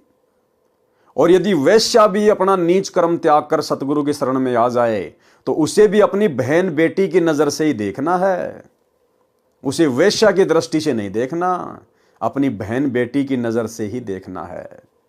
उसके चेहरे को देखकर निर्णय मत करना। गुरुदेव ने सामूहिक रूप से समझाया। आज वर्तमान में भी भाई और बहनों ये परमात्मा सामूहिक रूप से ही समझा रहा है। गुरुदेव तो अंतर्यामी है, उनको पता है कि मेरा परिवार, मेरे बेटा बेटी, भाई बंधु रिश्तेदार, ये कोऑर्डिनेटर, ये आश्रम संचालक जो विवेकहीन है, बुद्धिहीन है, और किस कदर ये मेरी भोली भाली संगत को बरवाला कांड के बाद दुनिया भर की राजनीति करवाकर, स्टेडियम बनवाकर, गुंडों की सीबीआई जांच में शामिल करवाकर आरक्षणों में मेरी संगत को बैठाकर, चंदे के रूप में करोड़ों रुपया आरक्षण वालों को देकर, समाज के लिए जांट भवन बनवाकर, ना जाने क्या क्या कुकर्म इन्होंने गुरुदेव के जाने के बाद किए हैं, संगत से करवाए हैं। क्या ये सारे कुकर्म गुरुदेव के परिवार की सहमति के बिना हो सकते हैं? कदापि नहीं हो सकते। और हमारे गुरुदेव का ज्ञान कहता कि ऐसे कुकर्मों की सहमति परमेश्वर यानी गुरुदेव भगवान सतगुरु रामपाल जी 7 जन्म भी नहीं दे सकते। तो ये कुकर्म कौन कर रहा है? गुरुदेव का परिवार। कौन करवा रहा है? काल भगवान। इसके बावजूद भी गुरुदेव किसी का पर्सनल नाम नहीं लेते और हिसार जेल से आने वाले विशेष संदेशों में गुरुदेव सामूहिक तौर पर समझाते हैं। और गुरुदेव ने क्या कहा विशेष संदेश में? सतलोक आश्रम मैनेजमेंट हरियाणा के विषय में, आश्रम से जुड़े हुए कोऑर्डिनेटरों के विषय में। भाई और बहनों, यदि जरा भी आपके अंदर बुद्धि होगी, आप इन आश्रमों को ठोकर मारकर ज्ञान को आधार बनाकर साथ संगति से जुड़कर भक्ति करना शुरू कर देंगे। और यदि आपकी बुद्धि पे पत्थर पड़े हैं तो बात अलग है। स्पष्ट कर दिया गुरुदेव ने कि अच्छे लोग तो जगत वाले भी ऐसा नहीं करते जैसा तुम भगत कर रहे हो। यानी हिसार जेल में बैठा हुआ परमात्मा सब कुछ देख रहा, वो अंतर्यामी है कि मेरी संगत तो आम जगत वाले लोगों से भी गई गुजरी हो चुकी है। मेरा परिवार तो काल की गोद में बैठा ही बैठा है, लेकिन ये संगत भी मेरे परिवार की गोद में बैठी हुई है, मेरे ज्ञान को बिल्कुल भी आधार नहीं बना रही है। तो गुरुदेव कह रहे हैं कि अच्छे व्यक्ति तो जगत वाले भी ऐसा नहीं करते जैसा तुम भगत कर रहे हो। इसका क्या अर्थ है? इसका अर्थ है कि सतगुरु रामपाल जी ने सतलोक आश्रमों से जुड़ी हुई अपनी संगत को, अपने परिवार को, बेटा बेटी भाई बंधु रिश्तेदारों को, कोऑर्डिनेटरों को जगत वाले लोगों से भी गिरा हुआ घोषित कर दिया है। और फिर कोऑर्डिनेटर लोग किस प्रकार से अपनी गुरु बहनों के साथ में अश्लील हरकतें कर रहे हैं, अश्लील गंदे गंदे मैसेज कर रहे हैं। बहुत सारी बातें जो गुरुदेव ने इस 4 मिनट की ऑडियो में स्पष्ट कर दी है कि वर्तमान में इस पृथ्वी पर यदि सतगुरु रामपाल जी परमेश्वर जी का सच्चा मार्ग कहीं चल रहा है तो केवल साध संगति है। अगर ज्ञान को आधार बनाकर बुद्धि विवेक के साथ गुरु को इष्ट मानकर कहीं भक्ति हो रही है तो साध संगतियों में हो रही है। बाकी आश्रम को और आश्रम वालों को गुरुदेव ने बिल्कुल रिजेक्ट कर दिया है। सुनिए 4 मिनट का छोटा तो भाई और बहनों, समझदार को तो संकेत ही काफी है, बाकी भैंस के आगे कितना बीन बजाओ उनको असर नहीं पड़ने वाला। तो गुरुदेव कहते हैं कुष्ठी हो वह संत बंदगी कीजिए, हो वैश्या के विश्वास चरण चित दीजिए। भावार्थ, यदि सत्संग में कोडी भी आता है तो उसको भी करबद्ध प्रणाम करना चाहिए। यदि वैश्या भी सत्संग में विश्वास के साथ आती है तो उसका सत्कार कीजिए। उसके चेहरे पर निगाह ना करके अपनी माता बहन की तरह देखें, सामने देखने की बजाय पैरों की ओर नीची नजर से देखें। ये परमात्मा ने भगत का लक्षण बताया है कि आप जब भी अपनी माता बहनों से बात करो, अपनी गुरु बहनों से बात करो, तो उनके चेहरे की तरफ ज़्यादा एकटक ना देखकर हमने नीची गर्दन करके ही बातचीत करनी चाहिए, चाहे बहन हो चाहे भाई हो। एक नियम है, एक रूल है। इससे काल का जो दृष्टि दोष वाला रोग है वो काफ़ी हद तक भगत को नहीं लग पाएगा, बच जाएगा भगत। इसलिए परमेश्वर कहते हैं जब भी अपनी गुरु बहनों से, माताओं से आप जी बात करो या आम समाज में किसी से भी बात करो तो भगत की जो दृष्टि है वो नीचे की ओर ही होनी चाहिए। ठीक है, कभी कभार बातचीत करते एक आधी बार कुछ एक सेकंड के लिए यदि देखना भी पड़ जाए तो उसमें दोष नहीं है। वैसे नॉर्मली भगत ने नीची गर्दन करके ही माता बहनों से बातचीत करनी चाहिए। एक नियम बताया गुरुदेव ने। यदि वैश्या भी सत्संग में विश्वास के साथ आती है तो उसका भी सत्कार कीजिए। उसके चेहरे पर निगाह ना करके अपनी माता बहन की नज़र से देखें, सामने देखने की बजाय पैरों की ओर नीची नज़र से देखें। श्रीमद् भगवत गीता में अध्याय 9 श्लोक 30 में कहा है कि यदि अतिशय दुराचारी व्यक्ति भी क्यों ना हो, यदि उसका परमात्मा में विश्वास है और साधना करता है तो उसको साधु महात्मा के समान समझना चाहिए। इस प्रकार परमेश्वर कबीर जी संकेत करके उन दुर्बुद्धि शिष्यों को समझाना चाहते थे, परंतु वे लोकलाज को परमात्मा के वचनों से अधिक तवज्जो महत्व देते थे। ठीक इसी प्रकार भाई और बहनों, अभी आपने जो छोटी सी ऑडियो सुनी गुरुदेव भगवान की, ये लगभग 2 साल पुरानी है, 2 साल पुरानी। लेकिन वर्तमान में सतलोक आश्रम मैनेजमेंट हरियाणा की हालत उससे भी कहीं ज्यादा गई गुजरी हो चुकी है, उससे भी कहीं ज्यादा गई गुजरी। क्योंकि इन्होंने जितने भी बड़े बड़े भक्ति विरुद्ध कांड किए हैं इस ऑडियो के हिसार जेल से आने के बाद ही किए हैं। तो इनकी भी दशा वही हो चुकी है, इनकी भी जो बुद्धि है वो पूरी तरह से खत्म है, बिल्कुल साफ है, ये बिल्कुल भी विवेक से काम नहीं ले सकते हैं। इस प्रकार परमेश्वर कबीर जी संकेत करके उन दुर्बुद्धि शिष्यों को समझाना चाहते थे, परंतु वे लोक लाज को परमात्मा के वचनों से अधिक महत्व देते थे। वे खुलकर तो सतगुरु जी को कह नहीं पाते थे, परंतु उस लड़की को अवश्य वादा करते थे। एक दिन परमेश्वर कबीर जी ने शिष्यों की परीक्षा लेनी चाहिए कि देखूं तो कितने ज्ञान को समझे हैं। यदि इनको विश्वास ही नहीं है तो ये मोक्ष के अधिकारी नहीं है, ये तो मेरे सिर पर व्यर्थ का भार है। गुरुदेव भगवान ने उनकी परीक्षा लेनी चाहिए, और परीक्षा के लिए परमात्मा ने निमित्त किसको बनाया? उसी गणिका बहन को, जिस गणिका बहन से वो संगत वाले नफरत करते थे, घृणा की दृष्टि से देखा करते थे। भाई और बहनों, इस कबीर परमेश्वर के मार्ग में इसी प्रकार की अजीबोगरीब लीलाएं होती हैं।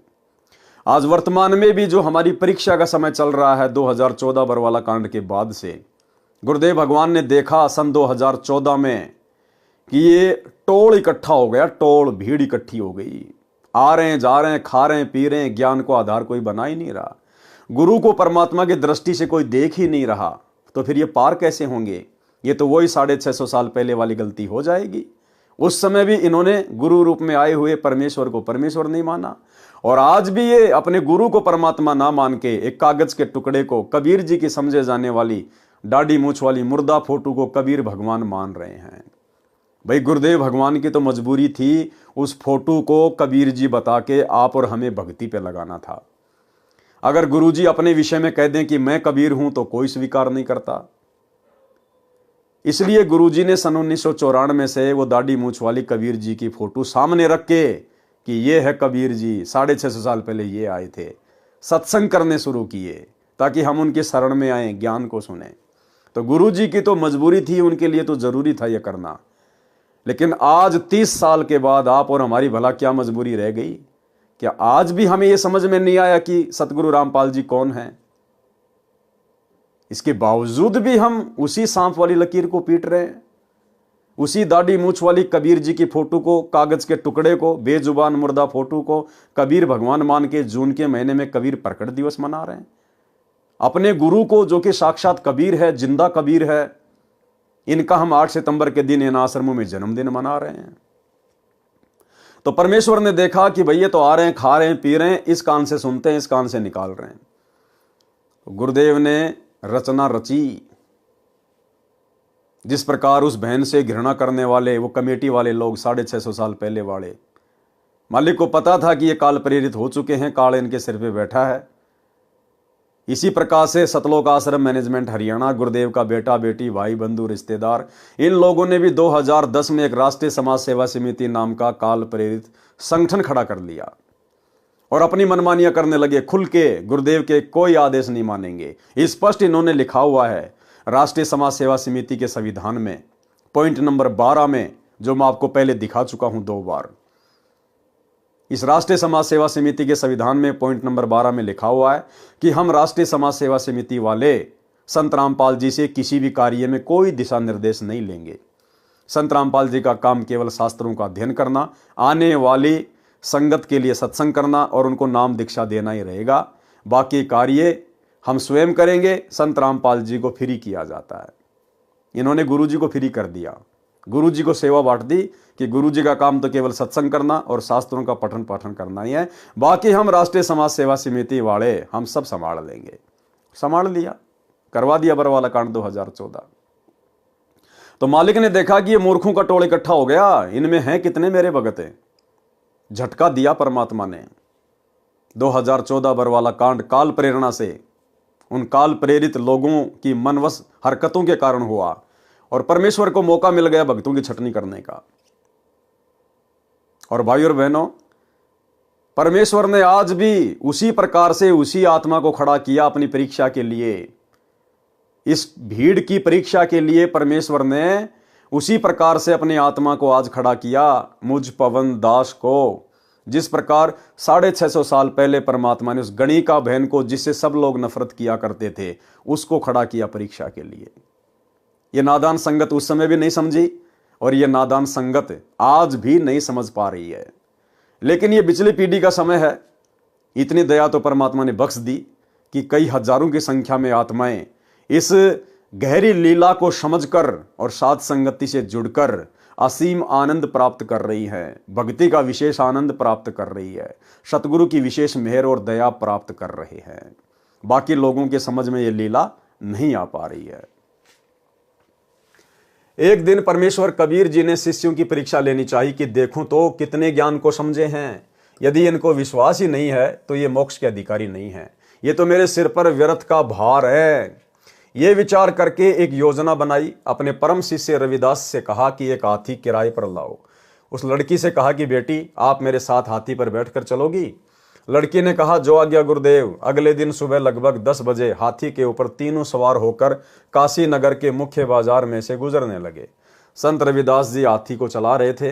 लड़की रविदास जी के पीछे, कबीर जी के आगे, यानी दोनों के बीच में बैठी थी। कबीर जी ने एक बोतल में गंगा का पानी भर लिया। उस बोतल को मुख से लगाकर घूंट घूंट कर पी रहे थे। लोगों को लगा कि कबीर जी शराब पी रहे हैं। शराब के नशे में वेश्या को सरेआम बाजार में लिए घूम रहे हैं।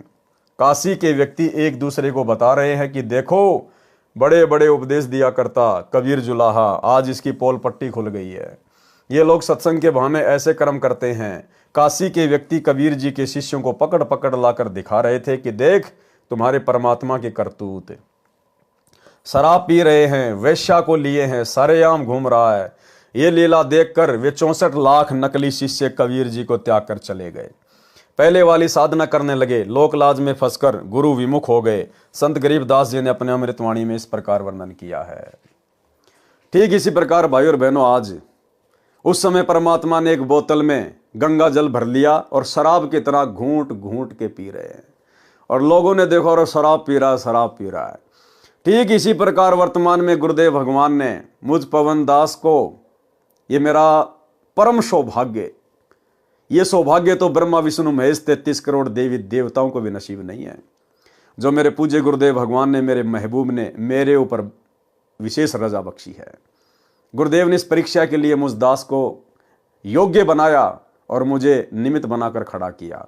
और गुरुदेव ने मुझे एक उपाधि दे दी, गुरुद्रोही। परमात्मा चेक करना चाहते थे कि संगत की बुद्धि कहां तक काम कर रही है। गुरुदेव ने सैकड़ों बार सत्संगों में जिक्र कर दिया कि गुरुद्रोही क्या होता है, गुरुद्रोही के लक्षण क्या होते हैं, गुरुद्रोही क्या किया करता है, गुरुद्रोही कैसा होता है। और पिछले 10 वर्षों से यह संगत गुरुद्रोही की परिभाषा तक भी नहीं समझ पा रही है।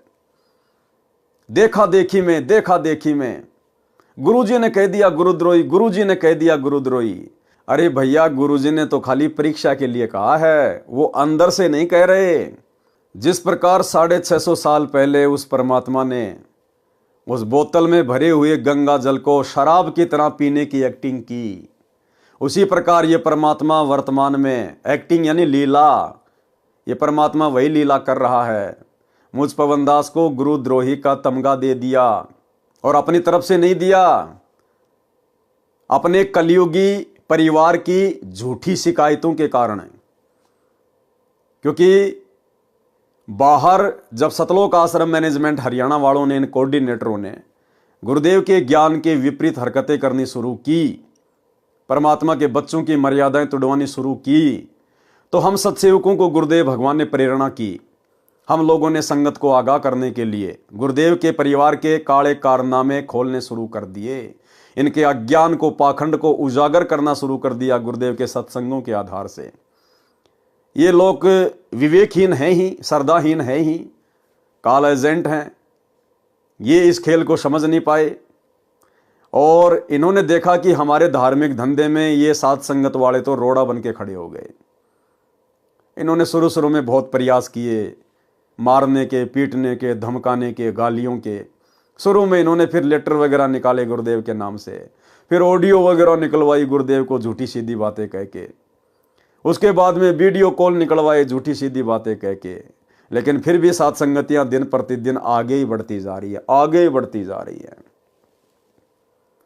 तो भाई और बहनों, गुरुदेव ने तो कह दिया कि ठीक है भैया, जैसा तुम कह रहे हो कि पवनदास नाम दे रहा है, आश्रम खोल लिया, संगत को तोड़ रहा है, ये कर रहा है, वो कर रहा है, जैसी भी झूठी शिकायतें मेरे बारे में की गई, गुरुदेव ने तो उन झूठी शिकायतों के आधार से मेरे को गुरुद्रोही घोषित कर दिया कि ठीक है भाई, देखो मैं तो जेल में बैठा हूं, मुझे क्या पता बाहर क्या हो रहा है, बाहर तुम हो और वो सात संगत वाले हैं। और अगर जैसा तुम कह रहे हो कि पवन ऐसा ऐसा कर रहा है, तो ऐसा काम तो भाई गुरुद्रोही कर सकता है। इस बात को गुरुदेव का आदेश बता के इन्होंने संगत में वायरल कर दिया। अब ये है भक्तों की परीक्षा। अब गुरुजी कह देंगे भैया मैं तो जेल में बैठा था, मुझे क्या पता, मेरे को तो जैसा बताया गया मैंने बोल दिया, मैंने तो जो कोऑर्डिनेटरों के बारे में मेरे को बोला गया, मैंने तो ऑडियो में उनके बारे में बोल दिया कि बाढ़ में जाओ ऐसे कोऑर्डिनेटर, वो व्यक्ति ना तो भगत के योग्य ना कोऑर्डिनेटर के योग्य। तो मेरे से तो जैसी तुम प्रार्थना लगाओगे मैं तो वैसा ही जवाब दे दूंगा। लेकिन भैया बाहर वो पवनदास भी है, सोशल मीडिया का ज़माना है, वीडियो वो भी बनाता है, और बाहर ये मैनेजमेंट वाले भी हैं। अब संगत ने देखना है भाई कौन गुरुद्रोही है और कौन गुरुमुखी है। ये परीक्षा संगत की है। और यहां नादान संगत मार खा गई। विशेष दया उन आत्माओं पे जो सात संगति से जुड़कर इस गुप्त लीला को समझ गए, और उन्हें ये बातें ऐसी लगती हैं जैसे गुरुदेव भगवान हंसी हंसी में अपनी लीला पूरी कर रहे हैं, हंसी हंसी में। तो भाई और बहनों, आप और हमारा सौभाग्य, बाकी कर्म फोड़ने वाले दिन रात अपने कर्म फोड़ रहे हैं। तो इसी प्रकार 650 साल पहले परमात्मा ने उस बहन को निमित्त बनाया जो पहले गणिका का कार्य किया करती थी, और सारे कुकर्म त्यागने के बाद वो भगत बन गई। उसके बावजूद भी वो भगत उसको भगत नहीं मानते थे, उसको एक भगत की श्रेणी में नहीं लेते थे, उसको वेश्या की दृष्टि से ही देखा करते थे। तो 650 साल पहले वो लोग ये नहीं समझ पाए कि गुरुदेव ने सत्संगों में क्या बताया कि कुष्टी हो वह संत बंदगी कीजिए और हो वेश्या के विश्वास चरण चित दीजिए। और वर्तमान में ये संगत ये नहीं पहचान पा रही कि गुरुद्रोही के लक्षण क्या होते हैं, गुरुद्रोही की पहचान क्या होती है। बस गुरुजी ने कह दिया, गुरुजी ने कह दिया, गुरुजी कल को कह दे रहे मेरे सर में जूते मारो, ये नालायक तो पटापट लग जाएंगे, पटापट खोपड़ी के बाल उड़ा देंगे गुरुदेव भगवान के, क्योंकि ये तो आदेशों के गुलाम है। इस परीक्षा के समय में आदेशों का गुलाम होके नहीं चलना होता, परीक्षा के समय में ज्ञान को आधार बना के चलना होता है। लेकिन ये नादान संगत नहीं समझ पाई। संत गरीबदास जी ने अपने अमृतवाणी में इस प्रकार वर्णन किया है। फिर गणिका के संग चले सीसी भरी शराब, गरीबदास उस पूरी में जुल्हा भया खराब। तारी बाजी पूरी में बिष्ट जुले दी नीच, गरीबदास गणिका सजी दो संतों के बीच। गावत बैन बिलास पद गंगा जल पीवंत, गरीबदास बिहल भये मतवाले घूमंत। भड़वा भड़वा सब कहे कोई न जाने खोज, दास गरीब कबीर करम बाटत सिर का बोझ। देखो गणिका संग लई कहते कोम 36, गरीबदास इस झूले दी का दर्शन आन हदीस। परमात्मा कबीर जी काशी के बाजार में घूमकर वापस आ गए तथा रविदास जी हाथी वाले का हाथी देकर अपने घर चले गए। कबीर जी उस लड़की के साथ उसी के मकान में जाकर उसके चौक में बैठ गए। वह लड़की सतगुरु जी के चरणों की सेवा करने लगी। कबीर परमेश्वर जी के शिष्यों में अर्जुन तथा सरजुन नाम के शिष्य शहर से बाहर गए हुए थे। वे भी उसी दिन लौट कर आए थे। अन्य शिष्यों ने उनको सब बात बताई तो उनको विश्वास नहीं हुआ और उल्टा गुरु भाइयों से कहने लगे कि आप क्या कह रहे हो, आप परमात्मा में दोष देख रहे हो, पाप में गड़ जाओगे। एक व्यक्ति ने कहा कि चलो अपनी आंखों से देख लो। उन दोनों को वेश्या के मकान के सामने ले जाकर कहा कि देखो सामने क्या हो रहा है। अर्जुन तथा सरजुन भी विचलित हो गए। विचलित तो भाई और बहनों उसी समय हो गए थे जब उन मूर्खों ने यह कहा कि तुम्हें विश्वास नहीं है क्या, चलो हमारे साथ उस गणिका के घर पे और देख लेना क्या हो रहा है। बोला चलो। इतना कहना कि चलो उसी समय फैल।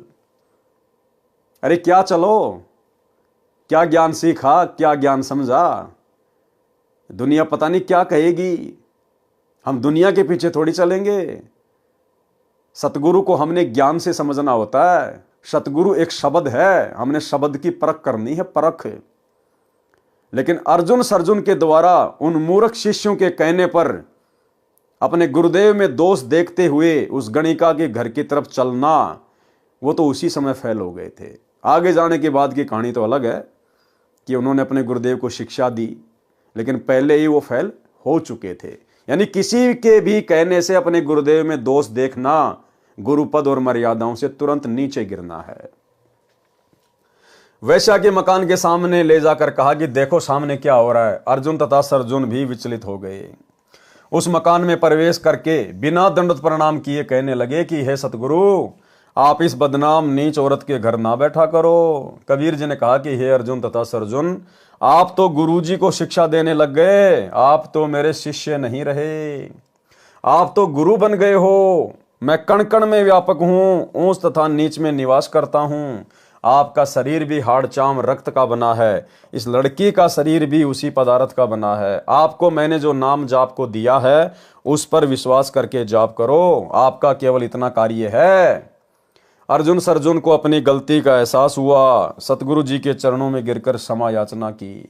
परमेश्वर जी ने कहा कि अर्जुन सर्जुन, आपका मोक्ष अब मेरे इस शरीर से नहीं हो सकता, क्योंकि आपको ग्लानि हो चुकी है। आप मेरे में दोष देख रहे हो, ऊपर से क्षमा याचना कर रहे हो। अपने मन का दोष सतगुरु से सुनकर रो रो कर पूछा कि हम पापियों का उद्धार कब होगा, फिर मानव जन्म पता नहीं कौन से युग में मिलेगा, फिर सतगुरु मिलन कठिन है, ये वचन कहकर चरणों में गिर गए और अपने इसी मानव शरीर में मोक्ष कराने की विनती की। भाई और बहनों, यही गलती तो वर्तमान में हो रही है। क्या कहा कबीर परमात्मा ने कि भैया अब तुम्हारा मोक्ष नहीं हो सकता, क्योंकि तुमने मेरे अंदर दोष देख लिया है, अपने जैसा मानुष मान लिया मुझे। और वही गलती इस काल ने सतलोक आश्रमों से जुड़ी हुई लाखों की संगत से 8 सितंबर के दिन सतगुरु का जन्मदिन मनवा कर करवा डाली है। अब जो आत्मा इन आश्रमों में सतगुरु का जन्मदिन मनाती हैं या मना चुकी हैं, अब आगे भाई और बहनों, यदि वो कभी सतगुरु का प्रकट दिवस मनाएंगी तो खाली देखा देखे में मनाएंगी, भीड़ को देखकर मनाएंगी, ज्ञान को आधार बनाकर नहीं। अगर ज्ञान को आधार बनाया होता तो आज वो सात संगतियों में होती। एक बार भी अपने गुरु का जन्मदिन मनाकर इतनी बड़ी महागलती ना करती। लेकिन ये लोग तो 2019 से लगातार इन आश्रमों में 8 सितंबर के दिन सतगुरु रामपाल जी का जन्मदिन मना रहे हैं। और 2019 में तो स्पेशल हिसार जेल से पीला पर्चा आ गया था सतगुरु रामपाल जी परमेश्वर जी के नाम से कि बच्चों मेरा जन्मदिन मनाओ। भैया परीक्षा कि बच्चों मेरे सर में 5-5 जूते मारो। और वही आश्रमों से जुड़ी हुई संगत ने गुरु का जन्मदिन मनाकर गुरु के सर में जूते मार दिए। कुछ एक भगत बच गए जो साथ संगति से जुड़े हुए थे, उन्होंने बुद्धि विवेक का इस्तेमाल किया और 8 सितंबर को गुरु का जन्मदिन ना मनाकर उनका प्रकट दिवस मनाना शुरू कर दिया।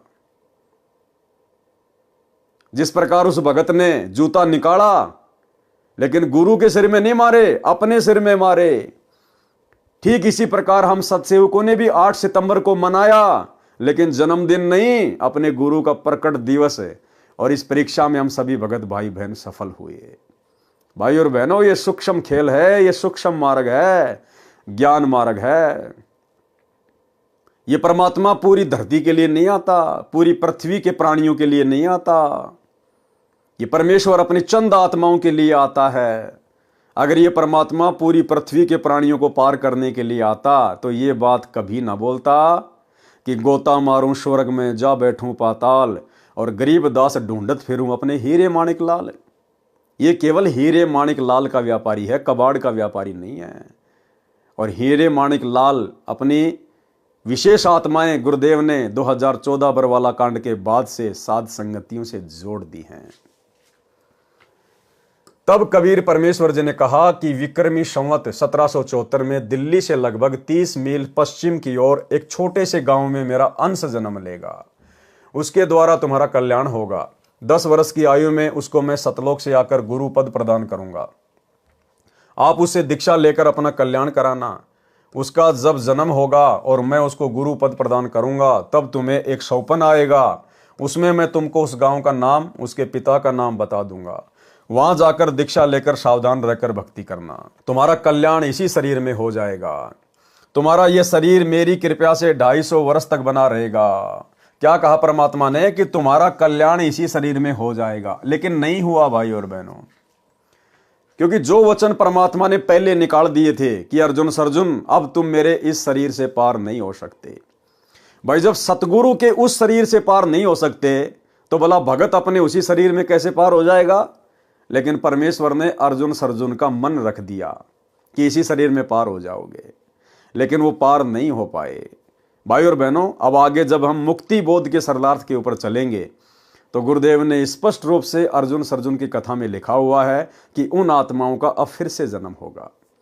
गरीबदास जी के समय में उन आत्माओं को परमात्मा ने अपनी शरण में लेकर केवल मोक्ष का अधिकारी बनाया था। अब पिछली पीढ़ी में उनका जन्म होगा या हो चुका होगा, क्योंकि साधु वचन पलटे नहीं, पलट जाए ब्रह्मांड। उससे दीक्षा लेकर सावधान रहकर भक्ति करना। तुम्हारा कल्याण इसी शरीर में हो जाएगा। तुम्हारा यह शरीर मेरी कृपा से 250 वर्ष तक बना रहेगा। ऐसा लगेगा जैसे 60-70 वर्ष का शरीर है। वे दोनों दिल्ली की दिशा को चल पड़े। अपनी मूर्खता पर रो रहे थे, कह रहे थे कि हमने अंधविश्वास करके परमात्मा को खो दिया, अब कभी ऐसी गलती नहीं करेंगे। उन्होंने कभी नहीं सोचा कि 250 वर्ष तक यह शरीर कैसे रहेगा। पूर्ण विश्वास किया इस डर से कि कहीं फिर से नाम खंडित न हो जाए। वे दोनों खरखोदा के पास छोटे से गांव हुमायूंपुर में एक किसान के घर पर रहने लगे। संत गरीबदास जी का जन्म विक्रमी संवत 1774 में वैशाख पूर्णमासी को ब्रह्म मुहूर्त में छोटे से गांव छुडानी में हुआ, जो बहादुरगढ़ से 15 किलोमीटर दूर झज्जर रोड से 2.5 किलोमीटर अंदर पश्चिम की ओर गांव दुलेड़ा से लिंक रोड पर जाता है, वहां पर है। जब संत गरीबदास जी 10 वर्ष के हुए तो अपने खेतों में गाय चराने जाते थे। फाल्गुन मास की शुक्ल द्वादशी को दिन के लगभग 10 बजे। अब भाई और बहनों, गरीबदास जी कोई कबीर परमात्मा के अंश नहीं थे, ना उन्होंने जन्म लिया था, खुद कबीर परमात्मा ही थे। ये लीला करता है परमात्मा इसी प्रकार से भगत और भगवान की। 650 साल पहले काशी के भंडारे में भी परमात्मा ने एक अन्य रूप बनाया, केशव बंजारे को। दुनिया को लग रहा था ये दो अलग अलग हैं, लेकिन दोनों शक्ति एक ही थी। और अंत में भंडारे के बाद केशव बंजारा कबीर परमात्मा में समा गए थे। इसी प्रकार भाई और बहनों, गरीबदास जी और कबीर परमात्मा एक ही शक्ति थे। आप एक शब्द सुनते हैं गुरुदेव का, मूर्ख मनवा काल की चिंता क्यों सताती है, सतगुरु अपना साथी है। आगे चलकर इसमें एक चौपाई आती है कि सत्य पुरुष ने छुडानी में बलराम की गऊ चराई और गंगा जी को प्रकट करके रानी मात नवाई। तो बलराम कौन थे? गरीबदास जी के पिताजी थे। तो बलराम की गऊ कौन चराया करता था? गरीबदास जी चराया करते थे। यहां पर गरीबदास जी को सत्य पुरुष कहा गया है कि सत्य पुरुष ने छुडानी में बलराम की गऊ चराई। अरे गायें तो गरीबदास जी ने चराई थी ना, सत्य पुरुष तो कबीर जी हैं। कबीर जी ने कौन से दिन उनकी गाय चराई थी? इसका मतलब गरीबदास जी खुद ही सत्य पुरुष थे, खुद ही सतगुरु रामपाल जी भगवान थे।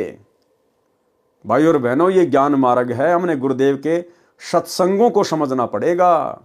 परमात्मा कहते हैं शब्द सैन सतगुरु की पहचान है, पावे अटल सुहागरे।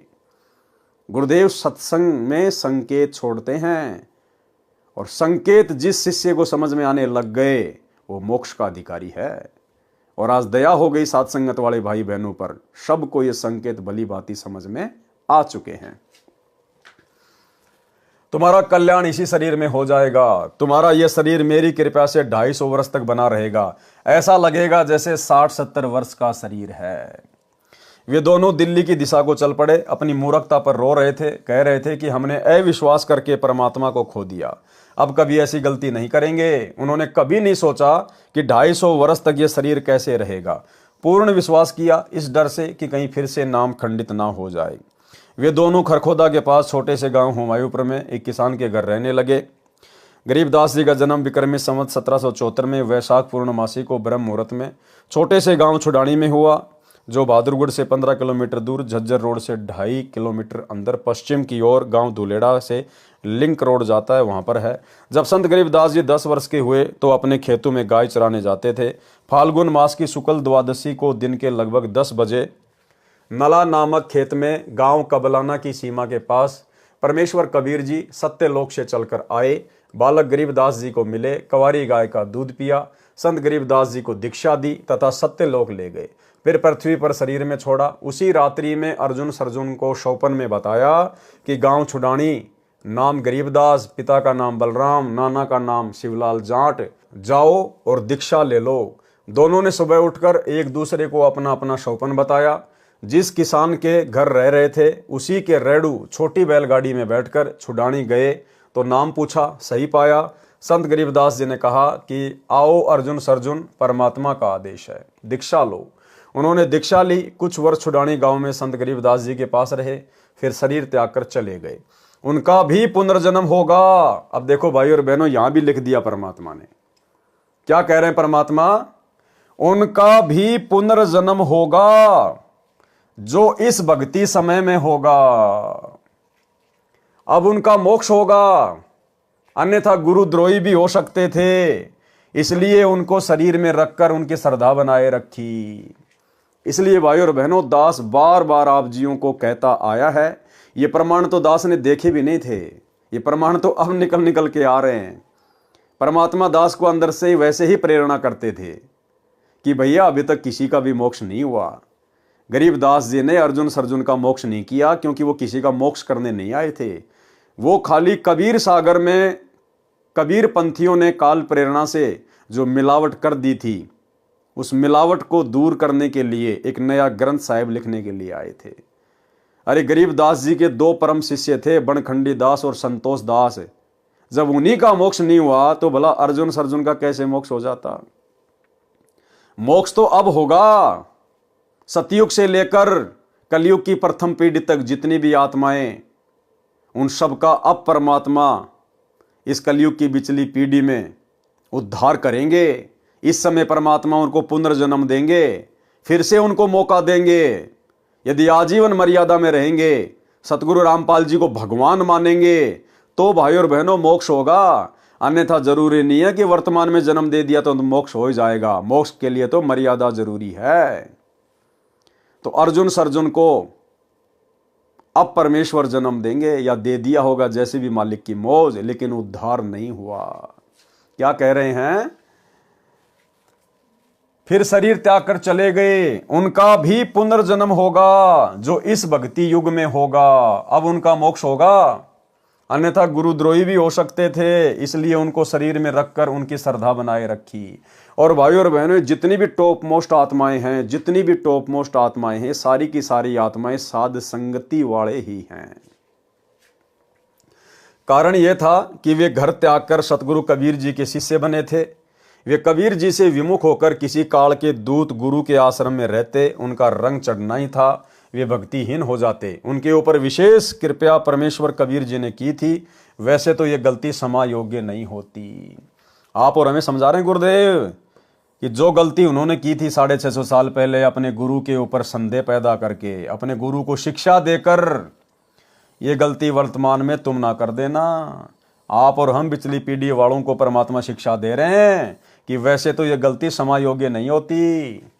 इसलिए आप और हम भाई बहन वर्तमान में इतना ज्ञान प्राप्त करके इस मोक्ष टाइम में कलयुग की पिछली पीढ़ी में जन्म लेकर फिर से ये गलती ना कर दें, क्योंकि किसी को नहीं पता कि कौन सी आत्मा कौन है, कौन सी आत्मा कौन है। अगर वही गलती फिर से कर दी, फिर परमात्मा मौका नहीं देगा।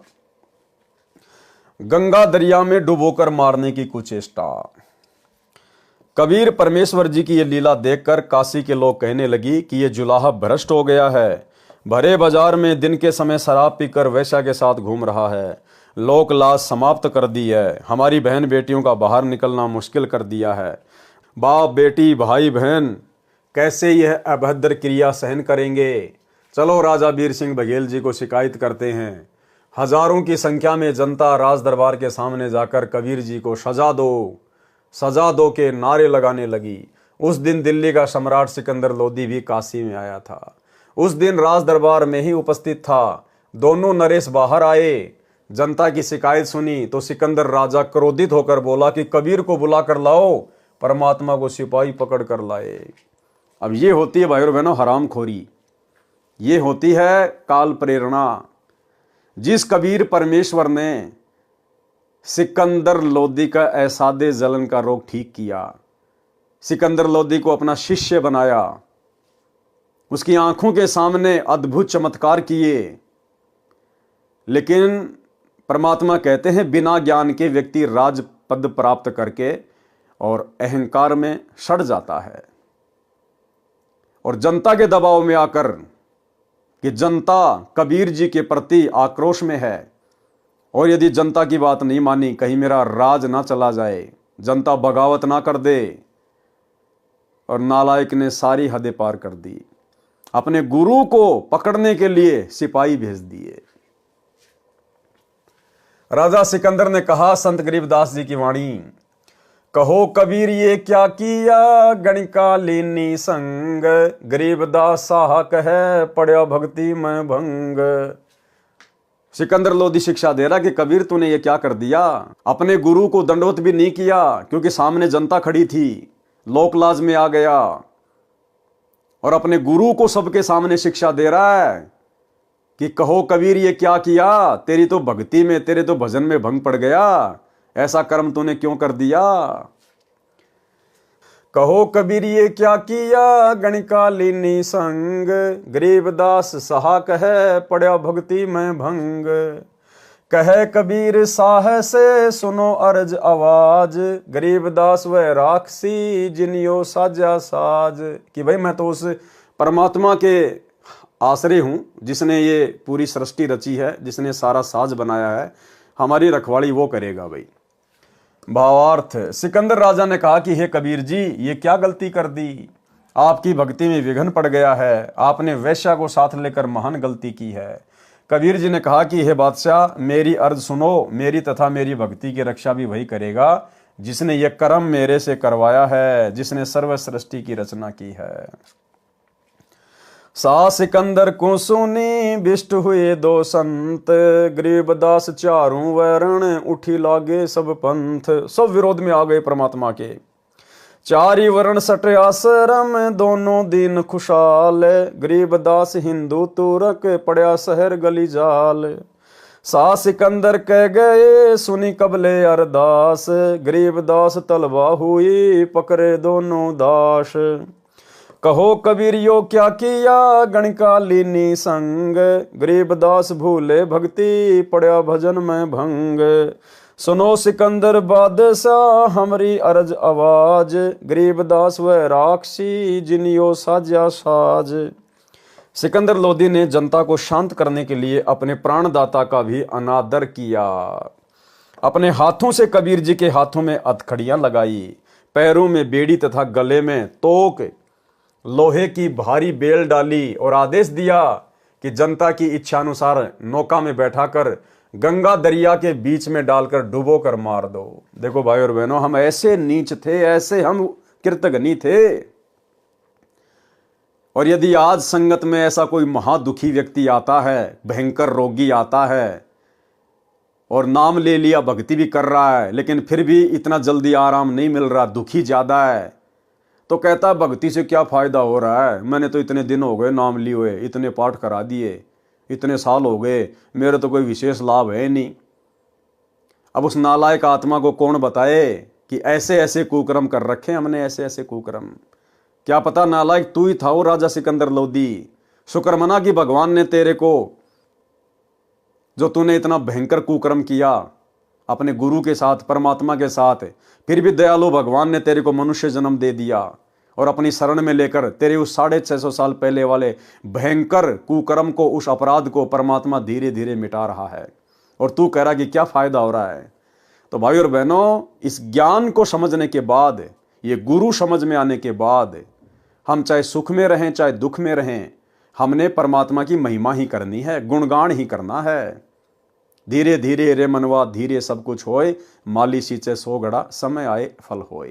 क्या पता हम क्या क्या कुबद करके, कितने भयंकर अपराध करके आप और हम इस कलयुग की बिचली पीढ़ी तक आए हैं। तो कहते हैं तेल तो तिलों से निकलेगा, तो धीरे धीरे परमात्मा हमारे अपराध, हमारे पाप कर्म इस भक्ति से, अपने आशीर्वाद से धीरे धीरे ही समाप्त करेंगे। ये उनकी प्रोसीजर है। राजा की आज्ञा मिलते ही सिपाही तथा जनता के कुछ व्यक्ति कबीर जी को नौका में बैठाकर गंगा दरिया के मध्य ले जाकर उठाकर दरिया के जल में फेंक दिया। गंगा दरिया में अथाह जल था। कबीर परमेश्वर जी की हथकड़ी, बेड़ी तथा गले की तोक अपने आप टूट गई। कबीर परमेश्वर जी जल के ऊपर सुखासन आलती पालती लगाकर बैठे रहे, जल में डूबे नहीं। ये अचरज देखकर भी उन मूर्खों ने परमेश्वर को नहीं समझा। उनके साथ राजा सिकंदर का धार्मिक पीर शेख तकी भी था, जिसने ये मोर्चा संभाल रखा था। उसने कहा कि यह कबीर जंत्र मंत्र जानता है, इसने जल को बांध दिया है, इसलिए नहीं डूब रहा है। इसको नौका में बैठाकर किनारे लाओ। ऐसा ही किया गया। शेख तकी ने कहा कि इसके शरीर के साथ भारी पत्थर बांधकर पुनः गंगा के मध्य ले जाकर जल में फेंक दो। ऐसा ही किया गया। इस बार भी सब पत्थर बंधन मुक्त होकर जल में डूब गए, परंतु परमेश्वर कबीर जी जल के ऊपर सुखासन लगाए बैठे रहे। नीचे से गंगा जल की लहरें बह रही थी, परमेश्वर आराम से जल के ऊपर बैठे थे। भाई और बहनों, परमात्मा वही है, कोई अंतर नहीं है, कोई भेद नहीं है। सतगुरु रामपाल जी स्वयं वही कबीर भगवान है, जिनके साथ हम नीचों ने ऐसी ऐसी घटनाओं को अंजाम दिया था।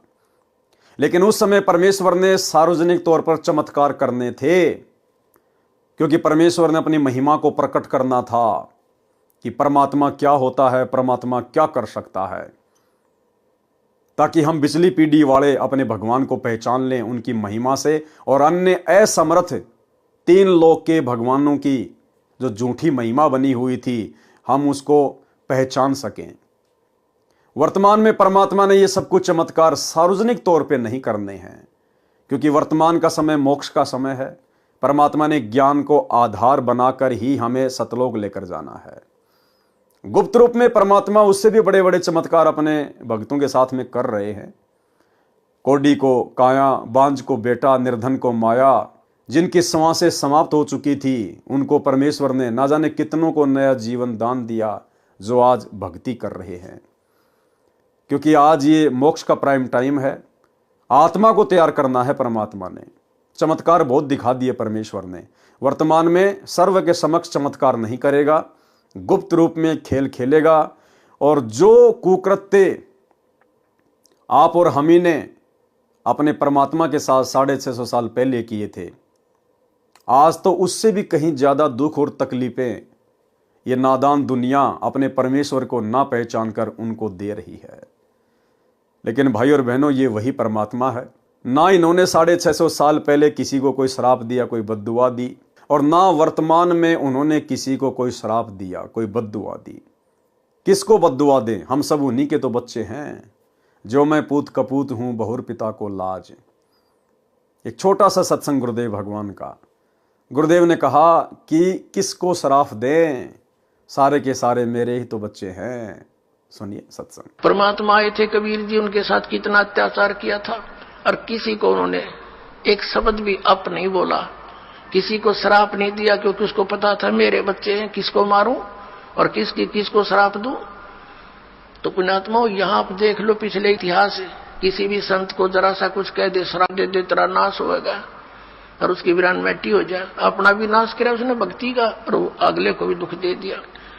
तो वो परमात्मा थे। तो इसी प्रकार, इसी आधार से आपने इस मार्ग को आगे बढ़ाना है, दास का सहयोग देना है। तो भाई और बहनों, वही कबीर भगवान है, वही कबीर परमात्मा है। अगर इनके वर्तमान के संघर्ष को देखा जाए तो भाई और बहनों, 650 साल पहले वाला संघर्ष तो कुछ भी नहीं। उस समय तो ये परमात्मा एक ही दिन में, चंद घंटों में चमत्कार दिखा के राजा सिकंदर को घुटनों के बल पृथ्वी पर, जमीन पर लेटाकर और सह सम्मान पालकी में बैठकर वापस अपनी झोपड़ी में आ जाया करता था। लेकिन वर्तमान में परमात्मा ऐसा नहीं कर रहा है, और पिछले 10 वर्षों से भगवान हिसार की छोटी जेल में बैठा हुआ है। पिछले 10 वर्षों से सोचने की बात है। ये कोई सामान्य घटना नहीं है। ये सारी सृष्टि का मालिक, असंख्य ब्रह्मांडों को रचने वाला ब्रह्मा विष्णु महेश भी जिसके पैर के नाखून के बराबर नहीं है। गरीब जमजोरा जहां से डरे, मिटे कर्म के लेख, अदली असल कबीर है, कुल का सतगुरु एक। ऐसा समर्थ भगवान जाके अर्ध रूम पर शकल पसारा, ऐसा पूर्ण ब्रह्म हमारा। गरीब ऐसा सतगुरु हम मिल्या, बेपरवाह अबंध, परम हंस पूर्ण पुरुष, रोम रोम रवि चंद। ऐसा समर्थ भगवान, और 10 साल से जेल में एक आम व्यक्ति की भांति, एक आम संत की भांति बैठा हुआ है, किसी को महसूस भी नहीं होने दे रहा, चेहरे पे कोई शिकन भी नहीं, किसी को कोई बद्दुआ या शराब भी नहीं। तो परमात्मा नहीं तो और क्या है? यदि ज्ञान आधार से समझ लिया तो हमारा भला है, अन्यथा आने वाले 2028 युग परिवर्तन वाले विनाशकारी समय में तो भाई बच्चा बच्चा इनको परमात्मा मानेगा, अपना बाप मानेगा, क्योंकि उस समय जीवन रक्षा का और कोई साधन दुनिया को दिखाई नहीं देगा। तो वही परमात्मा आज भी धरती पर प्रकट है। परमेश्वर आराम से जल के ऊपर बैठे थे। शेख तकी ने कहा कि सब उपस्थित जनता कबीर को पत्थर मार मार कर मार डालो। ऐसा ही किया गया। फिर तीर चलाने वाले सैनिकों से कहा कि तीर मार मार कर कबीर की हत्या कर दो, परंतु परमेश्वर कबीर जी की ओर न तो पत्थर आया न तीर। शेख तकी कबीर जी को मारने का अवसर हाथ से जाने नहीं देना चाहता था। शेख तकी ने कहा कि तोप मंगाओ, उसमें गोले मारकर काम तमाम कर दो। ऐसा ही किया गया। तोप यंत्र से गोले चलाए गए, परंतु कबीर परमेश्वर के आसपास एक भी नहीं गया। कोई तो वही किनारे पर जाकर गंगा जल में गिर जाए, कहीं दूसरे किनारे पर जाकर गंगा किनारे शांत हो जाए, कोई कुछ दूर तालाब में जाकर गिरे, परंतु परमेश्वर के निकट एक भी ना जाए। इस प्रकार 4 पहर यानी 12 घंटे तक ये जुल्म शेख तकी करता रहा। जनता का विवेक धर्म गुरुओं ने हर रखा था। परमेश्वर कबीर जी ने दया करी, जल के अंदर समा गए। शेख तकी खुशी से नाचने लगा कि डूब गया दुश्मन। अब सौ पर गारा, रेग तथा रेत चढ़ जाएगी, मिट्टी में दफन हो जाएगा। परमेश्वर कबीर जी अंतर ध्यान होकर रविदास जी की कुटिया पर गए और दोनों परमात्मा की महिमा के शब्द गाने लगे। शेख तकी ने अपने साथियों से कहा कि चलो रविदास से बताते हैं कि आपका अविनाशी परमात्मा गंगा के जल में डूबकर मर गया है। खूनी हाथी से मरवाने की व्यर्थ चेष्टा, यानी 52 प्रकार की व्यर्थ चेष्टा उस समय कबीर परमेश्वर जी को मरवाने के लिए की गई, लेकिन असफल। शेख तकी अपने प्रशंसकों के साथ संत रविदास जी की कुटिया पर पहुंचा तो देखा कबीर जी उपस्थित थे और इकतारे से शब्द गा रहे थे। शेख तकी की तो मासी मर गई। शर्म और क्रोधवश होकर सीधा सिकंदर लोदी राजा के पास विश्राम गृह में गया तथा बताया कि कबीर न तो जल में डूबा न तोप से मरा, वो जादूगर है, जंत्र मंत्र जानता है, जिस कारण से बच जाता है। अब की बार इसको जनता के सामने खूनी हाथी से मरवाते हैं। राजा ने आज्ञा दे दी। नगर में मुनादी अनाउंसमेंट कर दी कि कल सुबह 10 बजे कबीर को खूनी हाथी से कुचलवा कर रोंदवा कर मारा जाएगा। सब देखने आना। वह एक निश्चित स्थान था। वर्तमान में बने स्टेडियम की तरह बनावट होती थी। उस ऊंचे मचान स्टेज पर राजा, मंत्री तथा अन्य उच्च अधिकारी बैठते थे। उस दिन राजा सिकंदर तथा काशी राजा वीरदेव सिंह बघेल के अतिरिक्त मंत्री तथा अन्य ऊंचे अधिकारी भी विराजमान थे। अब देखो भाई और बहनों, राजा वीर सिंह बघेल कहां से पार हो जाएगा? गुरुदेव कहते ना कि राजा वीर सिंह बघेल को सार नाम दे दिया था, उसको पार कर दिया था। कैसे पार हो जाएगा भाई और बहनों? ये तो ज्ञान निर्णय करेगा, ज्ञान। अरे सिकंदर लोदी कबीर जी का शिष्य, और उसने ऐसी घटिया हरकत की, खूनी हाथी से कुचलवाकर अपने गुरुदेव को मरवाने के लिए दिल्ली लाया गया और स्वयं ऊपर बैठकर तमाशा देखने के लिए तैयार है। और वहीं पर राजा वीर सिंह बघेल, काशी नरेश भी बैठ गया। इसको कहते हैं लोक लाज। इसको कहते हैं भाई और बोलो भक्ति से ज्यादा राजपाट को महत्व देना। अरे भैया, अगर ज्ञान होता उसको, राजा वीर सिंह बघेल को, तो क्या जा रहा था? खाली राज्य ही तो जा रहा था। और कौन सा वो पूरी देश का राजा था, पूरी दुनिया का राजा था, एक छोटे से काशी का राजा था। और भगवान के लिए तो भैया असंख्य ब्रह्मांडों का राज भी त्यागना पड़ जाए तो ठोकर मार देनी चाहिए। इंद्रदा राज कागदा बिष्टा ना भोगा इंद्राणी नो। लेकिन राजा वीर सिंह बघेल लोकलाज में आ गया।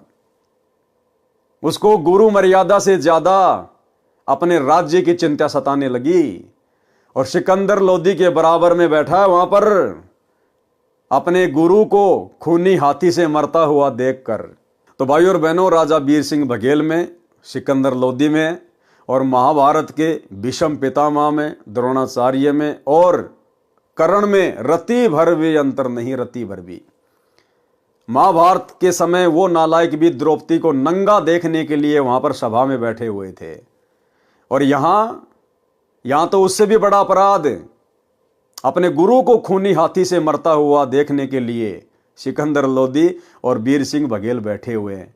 तो वो वीर सिंह बघेल भला कैसे तो सार शब्द के योग्य हो सकता है, कैसे सतगुरु उसको सार शब्द दे देंगे और कैसे वो पार हो गया होगा। तो भाई और बहनों, ये विचार करने की बातें हैं। शेख तकी पीर ने महावत यानी हाथी को चलाने वाले से कहा कि हाथी को 1-2 शीशी शराब की पिला दे ताकि शीघ्र कबीर को मार डाले। ऐसा ही किया गया। तीनों ओर दर्शकों की भीड़ थी।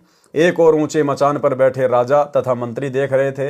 हाथी को लेकर महावत कबीर जी की ओर चला तो हाथी मस्ती में भरकर कबीर परमेश्वर को मारने चला।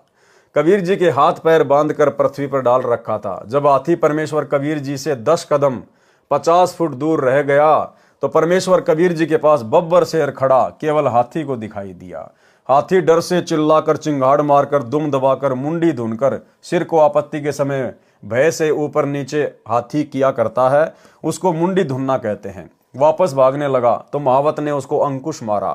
फिर भी हाथी वापस भागने लगा। साथ खड़े सैनिकों ने हाथी की हीकों में पशु के अगले पैरों के ऊपर के जोड़ों को हीक कहते हैं, जो शरीर से लगे होते हैं। जैसे आप और हमारी ये जो है जगह, इसको कहते हैं हीक। भाले मारे, हाथी की कुखों में भाले मारे। कुख पशु के पेट का वह भाग है जो बराबर में दोनों ओर हड्डी रहित होता है। चारा चरने के पश्चात वह भाग ऊपर उठ जाता है। पशु के भूखा होने पर वह अंदर को चला जाता है। वह कोमल भाग होता है। वहां पर लाठी डंडे के सिरे से खोद मारने से भी पशु को बहुत पीड़ा होती है। परंतु हाथी परमेश्वर कबीर जी की ओर न जाकर अन्य दिशा को भागने की कोशिश कर रहा था। तब परमेश्वर कबीर जी ने महावत को भी सिंह के दर्शन करा दिए। डर के मारे वह भी हाथी से गिर गया। हाथी भाग गया। तब परमेश्वर कबीर जी के सब रस्से टूट गए और परमात्मा खड़े हुए। अंगड़ाई ली तथा जमाही, मुख खोलकर क्रिया की जाती है, ली तो इतने लंबे बढ़ गए कि सिर आसमान को लगा दिखाई दे रहा था। शरीर से अजब प्रकाश निकल रहा था। उसे देखकर दिल्ली का सम्राट सिकंदर भयभीत होकर मचान से उतरकर परमेश्वर के चरणों में गिर गया और बोला कि हे अल्लाह, सिर्फ अब की बार मेरा गुनाह अपराध क्षमा कर दो। यह दृश्य केवल सिकंदर राजा को ही नजर आ रहा था। फिर कबीर जी ने अपना सामान्य स्वरूप बना लिया और राजा को समझाकर अपनी कुटिया पर चले गए। सिकंदर राजा को तथा वीर सिंह बघेल राजा को कबीर जी के चरणों में गिरते देख शेख तकी ईर्ष्या से जल भुन गया तथा उपस्थित जनता से कहा कि कबीर जी ने जंतर मंत्र करके हाथी को भगा दिया। राजा सिकंदर तथा काशी नरेश वीर सिंह भी अपराधी जुलाए का सम्मान कर रहे हैं। आपका इस नगरी में रहने का कोई औचित्य नहीं रह गया है। ये बात सुनकर सब जनता जन कहने लगे कि पीर जी, आप ठीक कह रहे हो, हम काशी त्याग कर चले जाएंगे। सिकंदर लोदी राजा तथा वीर सिंह ने स्वयं उनको समझाया तथा नगरी न त्यागने के लिए राजी किया। किसी भी व्यक्ति ने इतने चमत्कार देखकर भी परमात्मा को नहीं पहचाना। शास्त्रार्थ महर्षि सर्वानंद तथा परमेश्वर कबीर देव जी का। तो भाई और बहनों, आज की वीडियो में केवल इतना ही। कल रात्रि 8 बजे पूज्य गुरुदेव सतगुरु रामपाल जी परमेश्वर जी के आशीर्वाद से हम आगे के विवरण को पढ़ेंगे, जिसमें पंडित सर्वानंद को कैसे गुरुदेव भगवान ने अपनी शरण में लिया।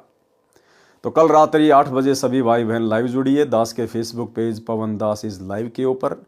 तब तक गुरुदेव भगवान हम सबको आज्ञा दें, इजाज़त दें, आशीर्वाद दें। बंदी छोड़ सतगुरु रामपाल जी भगवान की जय हो।